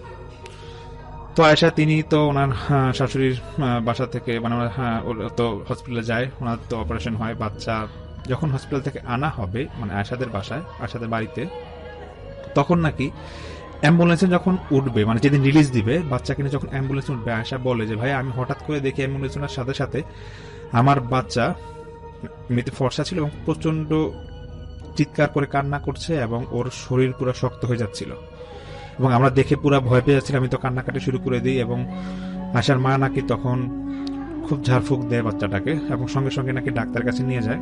তো যখন নিচ্ছিল ডাক্তারের কাছে ওই ঝাড়ফুঁক দেওয়ার পর দেখতেছে যে না বাচ্চাটা নর্মাল হচ্ছে এবং ডাক্তারের চেম্বারে যাওয়ার সঙ্গে সঙ্গে ডাক্তার বলতেছে যে এমন হতে পারে হয়তো একবার নিউবর্ন বেবি হয়তো কিছুতে ভয় পাইছে, এই জন্য হয়তো শক্ত হয়ে গেছে, সমস্যা না, এটা তেমন কিছু সিরিয়াস না, আপনার বাসায় যেতে পারেন। তো তখন তিনি তার সন্তান এবং তার মাকে নিয়ে বাসায় ফিরছিলেন। ঠিক বাসায় এরিয়া আসতেই যখন বাচ্চাকে নামাবে ঠিক সেম সিচুয়েশন, আবার বাচ্চা শক্ত হয়ে যাচ্ছে, লাল হয়ে যাচ্ছে পুরো বডিটা। আয়েশার মা নাকি তখন আবার দৌড়াদৌড়ি করে বাচ্চাকে পৌ দিচ্ছিল এবং ঠিক 2-3 মিনিটের মধ্যে বাচ্চা আবার সম্পূর্ণ সুস্থ এবং সম্পূর্ণ ঠিক। এরপর সঙ্গে সঙ্গে ডাক্তার আসে, বাসায় আশেপাশে মনে ডাক্তার ছিল, ডাক্তার আসে। তো সেই ডাক্তার বলে যে দেখেন হয়তো এমন হতে পারে যে বাচ্চা হয়তো জন্মের পর কান্নাকাটি করে না, এর জন্য হয়তো এরকম হতে পারে, থাক সমস্যা নাই, যেহেতু বাচ্চা সুস্থ হয়েছে আর আপাতত কোনো ট্রিটমেন্টের দরকার নাই। তো আয়েশার মা আয়েশাকে বলে যে দেখ তুই এক রুমে থাক, যেহেতু তুই অপারেশনের রোগী, আর আমি তোর বাচ্চাকে না পাশের রুমে থাকতেছি, যখন খাওয়ানোর সময় হবে আর রাতে আমি তোর কাছে বাচ্চা এসে দিয়ে যাবো। তো সেদিন তো কোনো রকম আসলো, আসার পর তো পার হলো। তার পরের দিন থেকে আশা বলছে যে ভাইয়া পরের দিন থেকে একটা সমস্যা হচ্ছে যে উনি নাকি দুপুরে উনি ওনার খাটে বসেছিল, হঠাৎ করে ফিল করলো যে ওনার পিঠে একটা ঠান্ডা হাত, কেউ একজন ঠান্ডা হাত স্পর্শ করছে এবং উনি এটা স্পষ্ট বুঝতে পায় এবং হঠাৎ করে চিৎকার দিয়ে উঠে এবং ওনার মা আসে সঙ্গে সঙ্গে। তো মাকে বলে যে মা আমি ফিল করলাম যে আমার পিছে কেউ একজন ধরছে ঠান্ডা হাত, একটা মানে কেউ আমাকে ধরছে। তো ওনার মা বলতেছে দেখ বাসায় তো কেউ নাই, হয়তো তুই ওই তোর অপারেশন হয়েছে অ্যানেস্থেসিয়া দেওয়া হয়েছিল হয়তো, বা তুই এটা মানে একটু ঘুরে থাকিস সব সময়, আনমনে থাকিস, সেই জন্য হয়তো ফিল করছিস, বাদ দে, তুই গোসল করে বাচ্চাকে খাওয়া যায়। সে আশা বলে যে ভাই আমি বাসা থেকে বের হয়ে আমাদের উঠানের সামনে ঠিক উত্তর পাশে একটা ওয়াশরুম আছে, সেখানে গোসল করতে যাব। তো গোসল করতে যাওয়ার সময় যখন ওয়াশরুমে ঢুকি ওটার পাশে একটা বাঁশঝাড় ছিল এবং একটু ঝোপঝাড় ওখানে ছিল। তো সে বলতেছে যে আবহাওয়া কিন্তু এমন না যে ঝড় বৃষ্টি হবে, নর্মাল আবহাওয়া, কিন্তু প্রচন্ড আওয়াজ হচ্ছে বাঁশঝাড় থেকে, মানে গাছটা মনে কেউ নাড়াচ্ছিল এরকম। সেটা বোঝার পর তো সে গোসল করে যখন উঠানের দিকে আসে বাঁশঝাড়ের দিকে তাকায়, দেখে সব ঠিক, কোনো বাতাস বা কিছুই নেই। সে নাকি যখন ঘরের দিকে ঢুকবে তখন হঠাৎ করে একটা ঠান্ডা বাতাস এসে তাকে ধাক্কা দিয়ে ফালায় দেওয়ার পরে আশা নিজে বুঝে ওঠে না, সে ভাবে যে হয়তো বা নিজের ওই ঘুমের ভরে ছিল বা ওর একটু ওই মা যেটা বলে আনমনে মন হয়তো এই কারণে পড়ে গেছে। তো যাই হোক সে নাকি ঘরে ঢুকে নিজের ঘরে বসে। তো সে তার মাকে বলে যে মা তুমি বাচ্চাটাকে নিয়ে আসো, আমি ওকে খাওয়াবো। আশা বলে যে বাচ্চাকে আনার সঙ্গে সঙ্গে নাকি প্রচন্ড কান্না এবং কান্না অনবরত, কান্না যাচ্ছে না, অনেক কষ্ট নাকি সেদিন দুপুরে বাচ্চাটাকে খাওয়ানো হয়। ঠিক যখন কান্নার মধ্যে খাওয়াচ্ছিল বাচ্চাটাকে, যখন আশা যে রুমে থাকতো সেই রুম থেকে অন্য রুমে নিয়ে যাচ্ছিল, তখন নাকি বাচ্চার কান্না পুরো থেমে যায় এবং সেদিন সারাটা দিন রাত পর্যন্ত একবারে সেম অবস্থা, বাচ্চা মায়ের কাছে আসলে কান্নাকাটি করে এবং যখন মা দূরে চলে যাচ্ছে বাচ্চা নাকি সম্পূর্ণ ঠিক। এগুলো আশা খেয়াল করছিল এবং ওর মনে হচ্ছিল যে ওর উপর কিছু একটা ভর করছে, মানে আশা ফিল করছিল। তো আয়শার হাজবেন্ড তখন তিনি মানিকগঞ্জের বাইরে একটা সরকারি চাকরি করতেন, ওনার পোস্টিং এখানে ছিল। তো উনি ভিডিও কল দেয় রাত্রে 10টা-11টার দিকে ওনার ওয়াইফকে। তো ভিডিও কল দিয়েই নাকি ভাইয়া বলতেছে যে আশা তোমাকে এরকম অদ্ভুত লাগতেছে কেন, তোমাকে কি জিনিয়ে ধরছে, এরকম কেন তোমার চেহারা, মানে হাসতে হাসতে বলতেছিল। তা আয়শা হঠাৎ করে বলতেছে যে তুমি এটা কি বললে, আমাকে জিনিয়ে ধরছে মানে কেন, কোনো সমস্যা, আমাকে দেখি মানে এরকম কিছু মনে হচ্ছে। তখন আয়শার হাজবেন্ড সিরিয়াসলি বলতেছে দেখো আমি আসলে যেটা বলি যে তোমার চেহারাটা জানি কেমন লাগছে, একটু ভয়ঙ্কর লাগতেছে, ভিডিও কল দিলা ভয়ঙ্কর লাগতেছে, আর কি সমস্যা হয়েছে, তুমি কোনো মানে উদাসীনতায় ভুগতেছো বা কিছু হয়েছে তোমার? তখন আয়শা পুরোটা ঘটনা বলে যে আমি বুঝলাম না, আমি বাবুকে আনার পর থেকে এই সমস্যাগুলো হয়েছে, আমি ওয়াশরুমে গেলাম, কিছু একটা ফিল করলাম, বাসা ঢুকতেই ঠান্ডা বাতাস, আবার পিঠে আমার কেউ হাত দিচ্ছে, এগুলো সব আয়শা সম্পূর্ণ খুলে বলে। তো আর হাজব্যান্ড বলতেছে যে দেখো আসলে অনেক সময় নতুন বাচ্চা হইলে এরকম অনেক সময় হয়, তো তুমি এক কাজ করো, তুমি ওই ওনার আশার বাবা মাকে ডাকে বলে ওনাদেরকে দাও, বাবা মাকে দাও, আমি একটু বলে দিই যে তোমাকে একটু যাতে ডাক্তার কাছে নিয়ে যায় যে তোমার কোনো মানসিক সমস্যা হচ্ছে নাকি। আর যদি তাও না হয়, তা তোমাদের এরিয়াটা তো মানে ওই হাজবেন্ড, ওনার আশার হাজবেন্ড জানতো যে ওনাদের এই পুকুর পাড় বা এই ঝোপঝাড়গুলো একটু খারাপ এরিয়া, আর যেহেতু নতুন বাচ্চা হয়েছে ওইরকম ওখানে আর কি গ্রামে একটা রেওয়াজ আছে যে অনেক সময় পুনজোর পরে অনেকের। তাছাড়া ওই হাজবেন্ড উনি ওনার শ্বশুর শাশুড়িকে মানে আশার আব্বা আমাকে বলে দেয় যে আপনার ডাক্তার দেখান আর তার পাশাপাশি হুজুর বা কবিরাজ দেখান যে কোনো সমস্যা বা হইল নাকি, যেহেতু নতুন বাচ্চা। তো এরকম তারপরের দিন নাকি আশার বাবা এরকম ডাক্তার কাছে যায়, দেখায়, ডাক্তার ঘুমের কিছু ওষুধ দেয়। তা আশা বলে যে উনি নাকি ঘুমের ওষুধ খেয়ে যাচ্ছিল, কিন্তু 2-1 দিন খাওয়ার পর কোনো সমাধান নাই, ওই বাচ্চা কাচ্চা আসলে কান্নাকাটি করে। তো আশার বাবা উনি একজন কবিরাজকে আনে, কবিরাজকে আনার পর বলে যে কবিরাজকে পুরোটা ঘটনা খুলে বলে। কবিরাজ ওই আয়শাকে এবং ওনার বাচ্চাকে 1002 টাকার বিনিময় 2টা মানে আধা পোয়া ওজনের 2টা ভারী ভারী তাবিজ দেয়।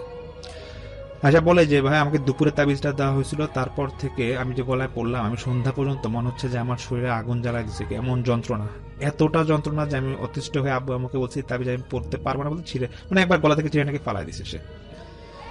তারপর থেকে আশার একটা সমস্যা হতো, তার ঠিক সেদিন রাত থেকে তাবিজটা মানে খোলার পর থেকে একটা সমস্যা হতো, সে নাকি ফিল করতো যে কানের পাশে, ওর কানের পাশে কেউ ফিস ফিস করে কথা বলছে, এবং ওকে সবসময় ডিক্লার দিত যে হ্যাঁ তুমি ডানে যাও, তুমি বায়ে যাও, তুমি এখানে যাবা না, একটা ভারী কণ্ঠ নাকি ওর কানের পাশাপাশি কানে পাশে গিয়ে কথা বলতো। আর সমস্যা ওটা আছে যে বাচ্চা আসতেছে, কান্নাকাটি করতেছে, অনুমতি খাওয়াচ্ছি, সমস্যা আছে। আশা বলে যে ভাই আমি খেতে যাবো, আমাকে বলতেছে কেউ একজন কানের পাশে এমন যে মাছ খাবা না, গরু খাবা না, শুধু ডাল দিয়ে ভাত খাও, এরকম কথা, মানে এরকম নাকি 3-4 দিন অনবরত হয়ে যাচ্ছিল। তো আশা তখন এই কথাগুলো ওর ফ্যামিলি মেম্বার কাউকে জানায় না। তো আশা বলে যে ভাই সবচেয়ে প্যাথেটিক বিষয় এটা যে আমাকে ওই কানের পাশে যে ভারী কণ্ঠে কথা বলতো, সে আমাকে এরকম শোনাতো যে তুই তোর বাচ্চাকে মেরে ফেল, তোর বাচ্চা তোর ক্ষতি করবে, এগুলো নাকি প্রায় সময় বলতো। মানে বাচ্চাকে যখনই কাছে আনতো তখনই নাকি এই ভয়েসটা আসতো, মানে আশা নাকি স্পষ্ট শুনতো যে তুই তোর বাচ্চাকে মেরে ফেল, তোর বাচ্চা তোর ক্ষতি করবে, ওর হাত পা ছিঁড়ে খা, ওর গলা চিপ দিয়ে ধর। আশা তখন আমাকে বলে যে ভাই একদিন দুপুরে আমি বাচ্চাকে খাওয়াবো, তখন বাচ্চা ঘুমাইছিল, অনেক কান্নাকাটি করে, তারপর নাকি ঘুমাইছিল। আশা বলে যে ভাই আমার নাকি অন্য মনস্ক হয়ে আমি বাচ্চার গলা পর্যন্ত ধরে ফেলি যে আমি ওকে মেরে ফেলবো, আমার একটা প্রস্তুতি নিয়ে ফেলি। হঠাৎ আম্মা এসে আমাকে এমন জোরে ধাক্কা দেয়, আমি তখন আশা নাকি তখন সেন্স ফিরে আসে এবং সে বলে যে মা আমি কিছুই বলতে পারবো না। আশা নাকি খুব কান্নাকাটি করে। তখন আশার বাবা মাকে এই কয়েকদিন ঘটনা বলে যে আমি ফিল করি আমার কানের পাশে কেউ কথা বলছে। তখন আয়শার বাবা বলে আচ্ছা ঠিক আছে সমস্যা, আমি একটা হাফেজ আনতেছি, হাফেজের সাথে তো কথাবার্তা বলি। তো সেদিনই নাকি একটা হাফেজ আনা হয় ওদের বাসায়। সেই হাফেজ আয়শাকে দেখে বলে যে হ্যাঁ কিছু সমস্যা আছে আপনার, আপনাকে তাবিজ দিয়ে দিচ্ছি, আশা করি আপনার সমস্যা হবে না।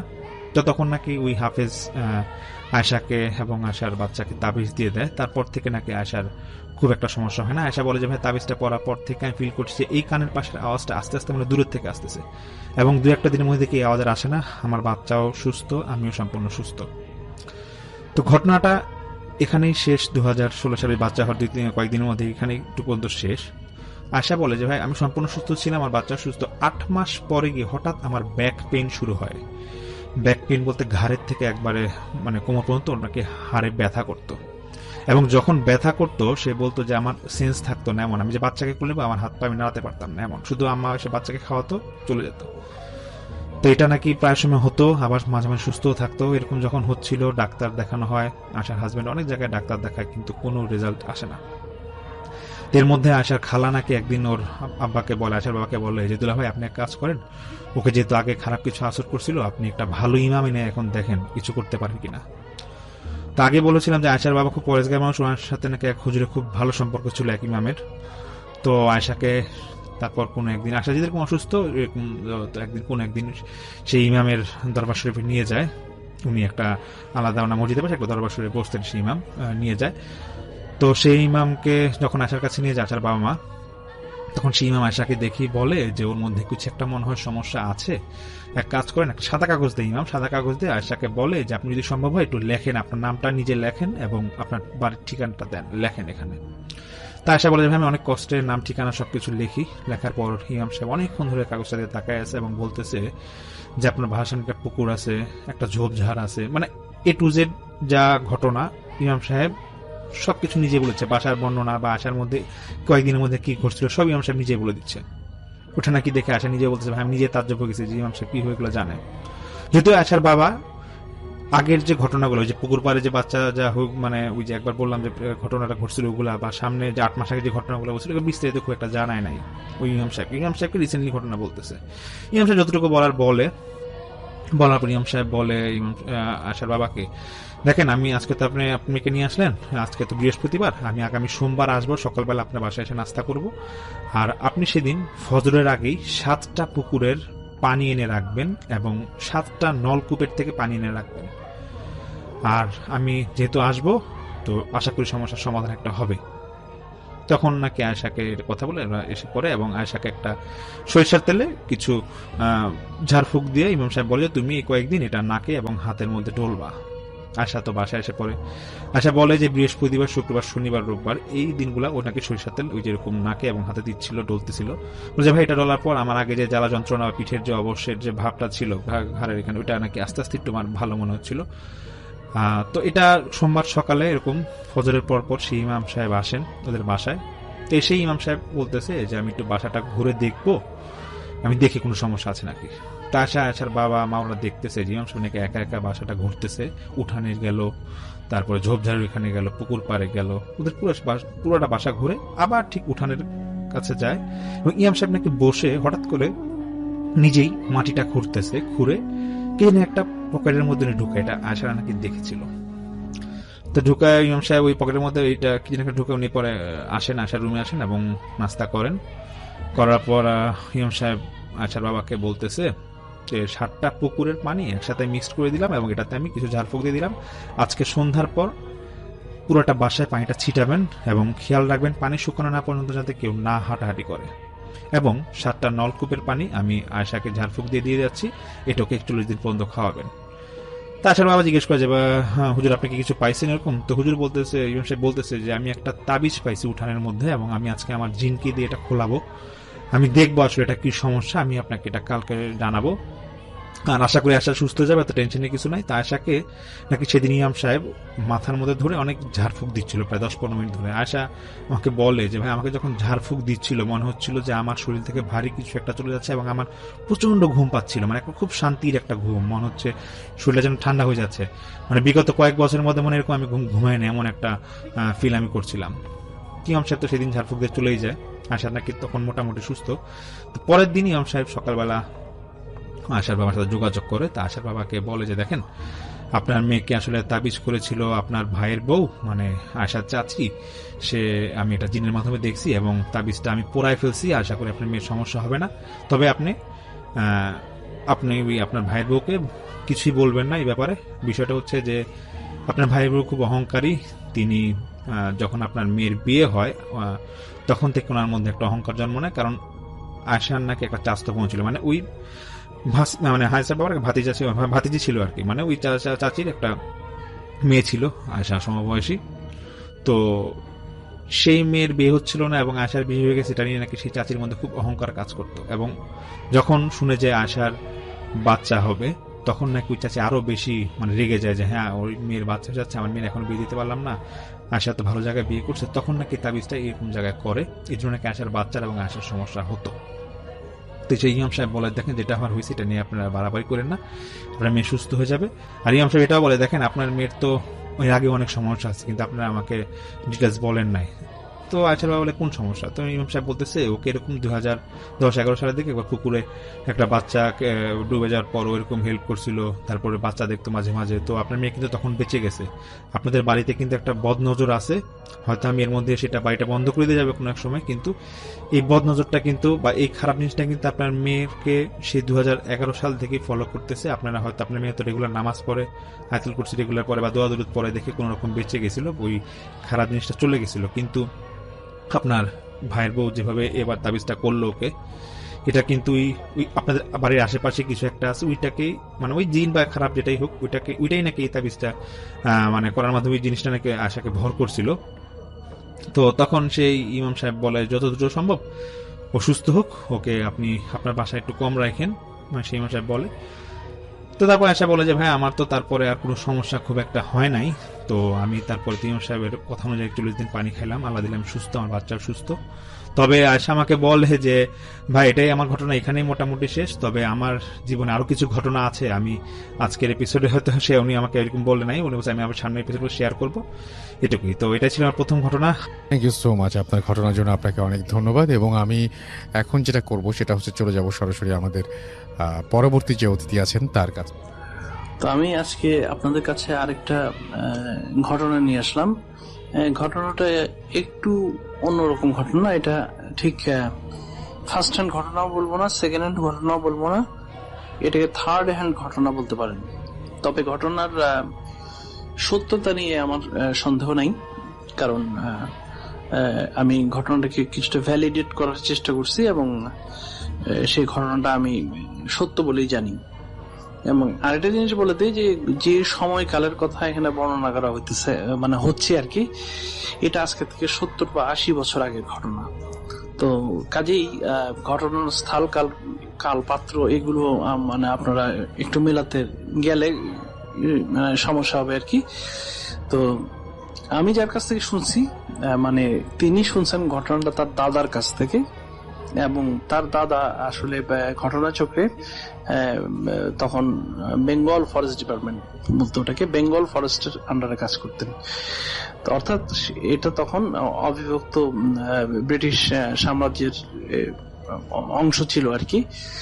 তো তখন বাংলাদেশের সুন্দরবন যেটা, সেটা পুরো মানে বেঙ্গল প্রভিন্সের ভিতরে ছিল। তো আমি যে সময়কালের কথা বলতেছি, তো সেই সময়কালে একটা নিয়ম ছিল যে উপরস্থ পদে সাদা চামড়া সাহেব হতে হবে, হ্যাঁ, আর মধ্যম পদে সাধারণত অ্যাংলো ইন্ডিয়ানরা আসতো, আর একেবারে নিম্ন পর্যায়ের কর্মকর্তা পর্যায়ে কিছু স্থানীয় বা যাদেরকে ব্রিটিশরা নেটিভ বলতো, সেই নেটিভ থাকতো। নেটিভ মানে এটা মুসলমানও হতে পারে, হিন্দু হতে পারে, বা খ্রিস্টানও হতে পারে, অর্থাৎ তারা মানে শ্বেত চামড়া বিশিষ্ট নয়। এটা অলিখিত নিয়ম ওই আমলে ছিল। তো ব্রিটিশ প্রশাসন বা সরকার যেটাই বলেন, তারা কিন্তু খুব বুদ্ধিমান ছিল রাজস্ব কালেকশনের ব্যাপারে বিভিন্ন ভাবে। তো তার ভিতরে একটা জিনিস ছিল যে ধরেন ওই মানে সুন্দরবন অঞ্চলে যারা মাছ ধরতো বা মধু সংগ্রহ করতো বা গোল পাতা সংগ্রহ করতো, তাদেরকে পাস দিত। ওই পাস নিয়ে তাদেরকে যেতে হতো, এবং অর্থাৎ একটা পয়সার বিনিময়ে যে আমি এই এলাকায় গোলপাতা কেটে নিয়ে আসবো। এই সিস্টেমটা এখনো সম্ভবত চালু আছে, এখনো বলতে আমি যত জানি 40 বছর আগ পর্যন্ত আমি জানি, তারপরে যে আর আমি জানি না। আচ্ছা, তো সেই সময় একজন খুব তরুণ একজন মানে অ্যাংলো ইন্ডিয়ান যুবক, সে এই চাকরিতে আসলো। তবে একটা কথা আপনাকে বলে নেই যে বাংলাদেশের কিছু কিছু চাকরি আছে যেগুলো খুবই দুর্গম স্থানে অবস্থিত। এটা অবশ্য আপনারা সাধারণ মানুষ হয়তো জানেন না। বিশেষত ফরেস্ট ডিপার্টমেন্টের চাকরি আছে এরকম, এবং ইভেনকি রেলওয়ে ডিপার্টমেন্টে এরকম কিছু জায়গা আছে যেগুলো একেবারেই দুর্গম, এবং আজকের থেকে 70-80 বছর আগের কথা যদি বলি, তাহলে কোনো কিছুই আপনি কল্পনা করতে পারবেন না মানে কিরকম ছিল। তো সেই রকম। তো আরেকটা কথা বলি নেই যে পুরো বন অঞ্চলটাকে, সুন্দরবন অঞ্চলটাকে ধরেন বিভিন্ন এলাকায় ভাগ করা হয়। যেমন মনে করেন এক একটা এলাকায় রেঞ্জ বলা হয়, কয়েকটা রেঞ্জের আন্ডারে কতগুলো আবার বিট অফিস থাকে। তো এইভাবে আর কি, মানে বা কূপ বলা হয়, মানে মানে এটাকে ভাষা আর কি, মানে অর্থাৎ এরিয়া অফ ডিমার্কেশন যেটা যদি বলি। তো এরকম এক জায়গায় তো এরকম পদে একজন নিম্ন পর্যায়ের কর্মকর্তা আসলেন, তিনি অ্যাংলো ইন্ডিয়ান। তো তিনি এসে ওখানে তার স্ত্রী ছিলেন দেশীয় খ্রিস্টান একজন। তো তারা স্বামী স্ত্রী সুন্দর ওখানে চাকরি করা শুরু করলেন, তো থাকতেও লাগলেন। তো কোনো অঘটন তেমন কিছু নাই। তবে এটা খুব ভালো করেই জানেন আপনারা যে সুন্দরবন হলো মেইন, 2 ধরনের ভয় আছে সুন্দরবনে। এটা এখনো যারা সুন্দরবন ভ্রমণে যান, আমি গল্পগুলো এর জন্য বলতেছি যে একটু জানার জন্য, যে একটা হলো বিভিন্ন হিংস্র জন্তু, তার ভিতরে আপনার রয়্যাল বেঙ্গল টাইগার থেকে শুরু করে সাপ পর্যন্ত নানান রকমের হিংস্র জন্তু আক্রমণে আপনার মানে জানের উপর মানে ভয় বা ক্ষতির সম্ভাবনা আছে। আচ্ছা, এটা হলো 1 নম্বর। 2 নম্বর একটা জিনিস আছে, জিনিসটা হয়তো আমরা শরীয়তের ভাষায় বিদআত বলতে পারি, এটা ইসলামিক রীতি না। তবে যারা ময়ালরা মধু আনতে বা কাঠ কাটতে যান, তারা 2টো কাজ করেন বলে আমি শুনে আসছি, যেহেতু আমার আব্বা বড় বিবাহে কাজ করতেন এক সময়। সেটা হলো যে তারা ওই ময়ালরা যখন দল বেঁধে যায়, তখন তারা হিন্দু হোক আর মুসলিম হোক যাই হোক, একটা কি বনবিবি বা বনপীর এরকম কারোর নামে একটা মানে পূজা বা মানত করে বেরোয় আর কি, যাতে বাঘের হাত থেকে রক্ষা পাওয়া যায়। এবং এটা আগে নিয়ম ছিল, এখন আছে কিনা জানি না। ওই ময়ালরা যারা মধু সংগ্রহ করে বা মাছ শিকার করে বা কাঠ কাটে যারা বা গোল পাতা কাটে, তারা সবাই তাদের মাথার পিছন দিকে একটা মুখোশ রেখে দিত। অর্থাৎ আপনারা যে গ্রামের মেলায় দেখেন না যে কতগুলো মুখোশ পাওয়া যায় প্লাস্টিকের বা রাবারের, এখন অবশ্য অনেকে বিভিন্ন রকমের ফ্যাশনেবল মাস্ক ইউজ করেন, তো ওইটা পিছন দিকে লাগায় রাখতো, যেন মনে হয় যে মানুষটার মুখটা এটা। কারণ একটা প্রচলিত ধারণা আছে সুন্দরবনে যে বাঘ পিছন থেকে আক্রমণ করে, সামনে দিয়ে আক্রমণ করে না, এটা সাধারণত। এটা যাই হোক, তো এইরকম সময়কার ঘটনা। তো আমি যে অংশটার কথা বলতেছি, সেই অংশটা বনের যে অংশ ছিল, সেটা এখন ঠিক কোন দেশের ভিতরে পড়ছে আমি এটা মানে বলবো না। এটা আমাদের দেশের বিশেষ ভিতরেই বলতে পারেন। সুন্দরবন এখন তো 2টা অংশে আছে, বেশিটা অংশটা আমাদের দিকে। তো সেই অ্যাংলো ইন্ডিয়ান দম্পতি ওখানে থাকেন। তো ভদ্রলোক কাজ হলো, আর ওইখানে কিন্তু তখনও এখনো আরো কিছু লোক থাকতো যাদেরকে ফরেস্ট গার্ড বলা হতো। অর্থাৎ তারা বন্দুকধারী প্রহরী, এবং তারা কাঠচোরদের হাত থেকে বনকে রক্ষা করার জন্য তাদেরকে অস্ত্র দেওয়া হতো, অস্ত্র চালানোর প্রশিক্ষণ দেওয়া হতো, এবং তারা অস্ত্র হাতেই কাজ করে, এখনো করে বলে আমি জানতাম। এখন বলতে আমি যতটুকু জানি যে 33-34 বছর আগ পর্যন্ত এটুকুই ছিল। তো যাই হোক, তো ওই ভদ্রলোক ওখানে ছিলেন এবং তার স্ত্রী ছিলেন, এবং এটা একটা উঁচু কাঠের বাংলো আর কি, জঙ্গলের ভিতরে। তো তেমন কোনো সমস্যা হয়নি। তো তারা যখন সদরে যেতেন, অর্থাৎ জেলা সদরে তো মাঝে মধ্যে যেতে হতো, তো স্ত্রী সহ উনি যেতেন। এবং যেহেতু একেবারে জঙ্গলের ভিতরে, এটা মানে একেবারেই জনমানবহীন এলাকাতে, তো সেখানে আপনার অন্য কোনো মানুষ থাকার প্রশ্নই আসে না। একটু দূরে একটা চৌকি আছে, চৌকি বলতে যে ওখানে ফরেস্ট গার্ডরা থাকে বা 2-1 মালি থাকে পরিবার নিয়ে, মানে জিনিসটা এরকম একটা স্ট্রাকচার, একটা কল্পনা করে না আপনারা। তো সেই ভদ্রলোক এরকম, তাকে সদরে যেতে হবে আর কি। তো উনি সদরে গেছেন, বাসায় তার স্ত্রী। তো সদর থেকে ফিরতে তো আপনি বুঝেনি যে নৌকা দিয়ে যেতে হবে, নৌকা ছাড়া আর কোনো মাধ্যম নেই। এবং কাজটা ছেড়ে যখন ফেরত আসলেন, এসে দেখতেছেন যে উনি বাসায় বাইরে থেকে দরজা তো ভিতর থেকে বন্ধ। তো ওনার স্ত্রীর নাম ধরে ডাকাডাকি করতেছেন, না দরজা কেউ খুলতেছে না, জানলার পর্দা নামানো বন্ধ। তো তারপরে উনি ওনার লোকজন এনে দরজা ভেঙে উনি ঘরে ঢুকলেন। তো ঢোকার পরে যে জিনিসটা দেখলেন, উনি খুব হতবাক হয়ে গেলেন। মানে জানালা টানালা সবকিছু বন্ধ আছে, কাঠের জানালা, এমন কোন জিনিস না যেটা আপনাকে ধাক্কা দিলে পড়ে যাবে।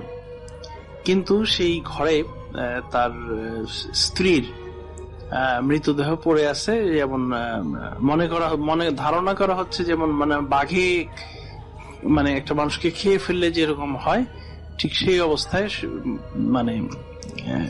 মানে অবস্থাটা আমি ঠিক ব্যাখ্যা এখানে করতে পারবো না। সেই অবস্থায় তার স্ত্রী পড়ে আছে, কিন্তু তার বাসায় বাইরের থেকে কেউ ঢুকছে এরকম কোন জিনিস উনি তন্ন তন্ন করে খুঁজেও পাননি। তো যাই হোক, তো